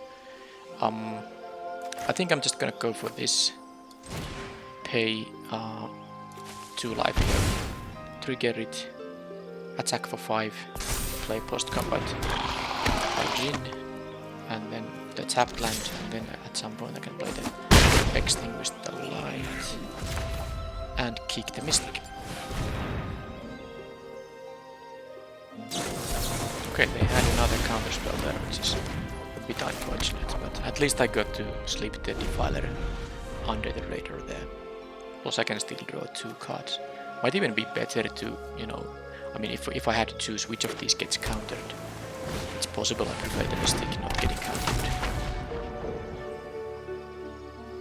Okay, bounce that guy. So is that gonna be yet another Essence Scatter? I mean, that might be. Well, I mean, I'm not gonna play around it. A third Essence Scatter would be pretty unlikely. Yeah, they have this activation up, so... I'm gonna offer the trade on the Channeler. I don't have any other black permanent spells. I get this Cry now, that's fine.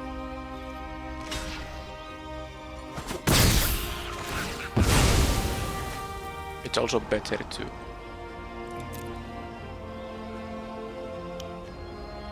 It actually gets a trigger on the Defiler, but it's otherwise not a great card, so maybe I dig into something else. And I will definitely not play it because I wanna kick it.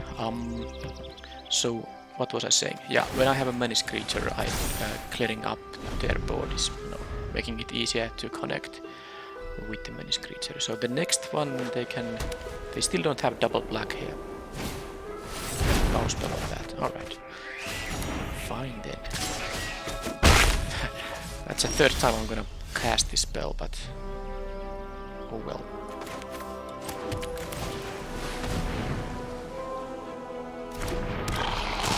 I'm not gonna kick it, I want to extinguish the Sleeper here. So now that it's a 2... No, it becomes a 3/3 now, but they need another black to draw a card from this. Because they get to draw a card if they have the black and 1 generic mana. I need to extinguish it before that it gets out of hand, because look at the amount of cards in their hand. Definitely. I guess I could, even block with the Defiler here, but I don't know if I want to do that. Because the Defiler is a good source of damage, but...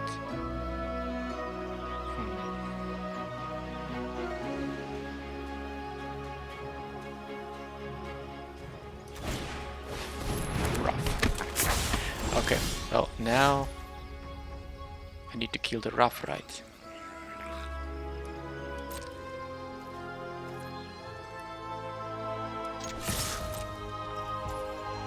No double blocks. Alright, so at this turn I'm gonna play the island, play the Extinguish, and play the Mystic Kicked.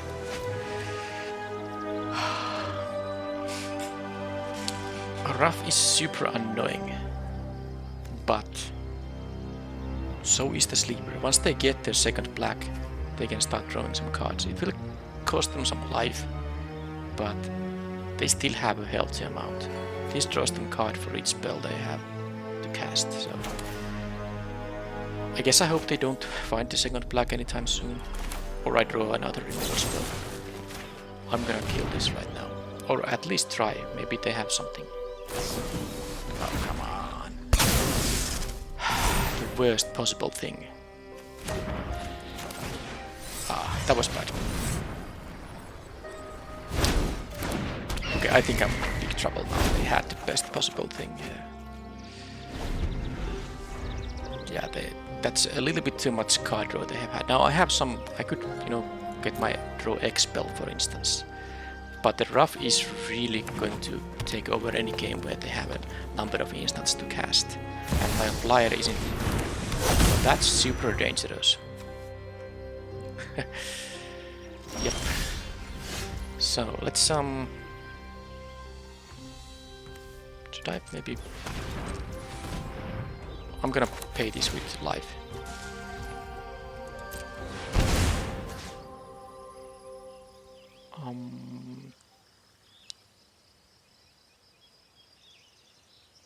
Let's give the Battle Mystic some extra.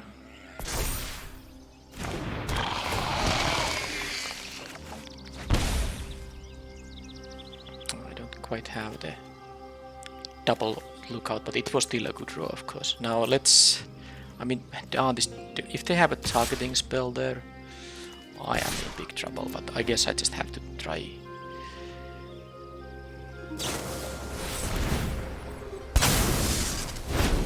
So they're gonna bounce that thing, get a copy of their own, but they're taking some damage in the air at least.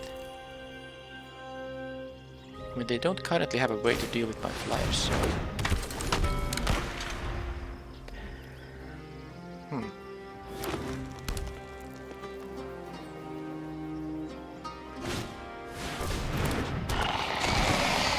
They still don't have the double black for this. Do I want to actually trade here? I don't think I want to. I take 3 damage. Because this is a lot of damage in the air. Okay, tribute. Okay. I think I'm now safe. At least a little bit safer. So let's attack for 5 in the air. See if they have more interaction. Sometimes just the flyers are enough. And so my mana count is 9, so I can't cast all of these, even unkicked. But I'm at 10 life.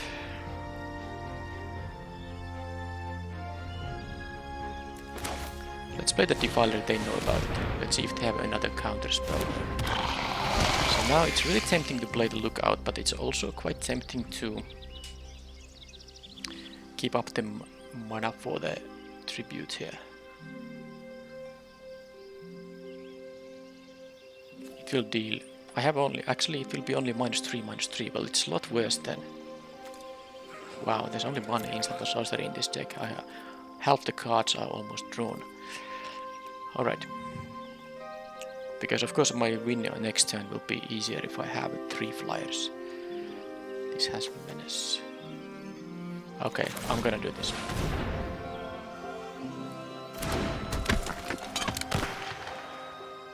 Any spells? Show it up to draw a card and get a cup out. Well, I mean, even if I get this up, I didn't have the... Even if I kick it, it's only gonna be -3/-3. Problem here is that they're gonna... Are they gonna have another spell? Okay, well I lose then. These have menace. I can't block enough of them if they have a third. If they have 3 Defiler Fleshes, I will lose the game. I can have only one of them blocked and then... Well, I guess I can... Alright. Let's just be safe. Look at this rough and Vesuvian Diplomacy combination. And they are still having something up. Alright. So as long as they don't have a black permanent spell, I think I still have... Yeah, if they... Oh, okay. Rough and Vesuvian Diplomacy. And my copied...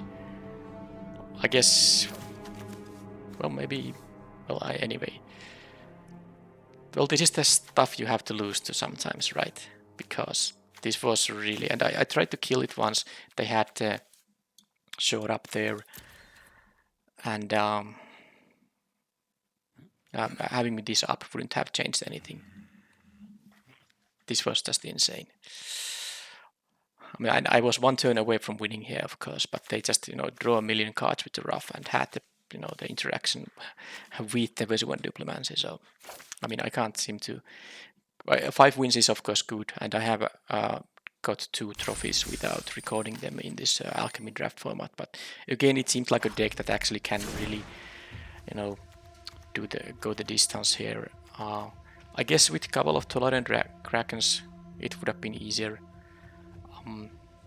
But yeah, that was like a frustrating loss again. The opponent had the combination of, the counter spells on the right moment to kill my Djinn, which actually wouldn't have been such a big hitter though, because I had so few instant on sorceries in that game.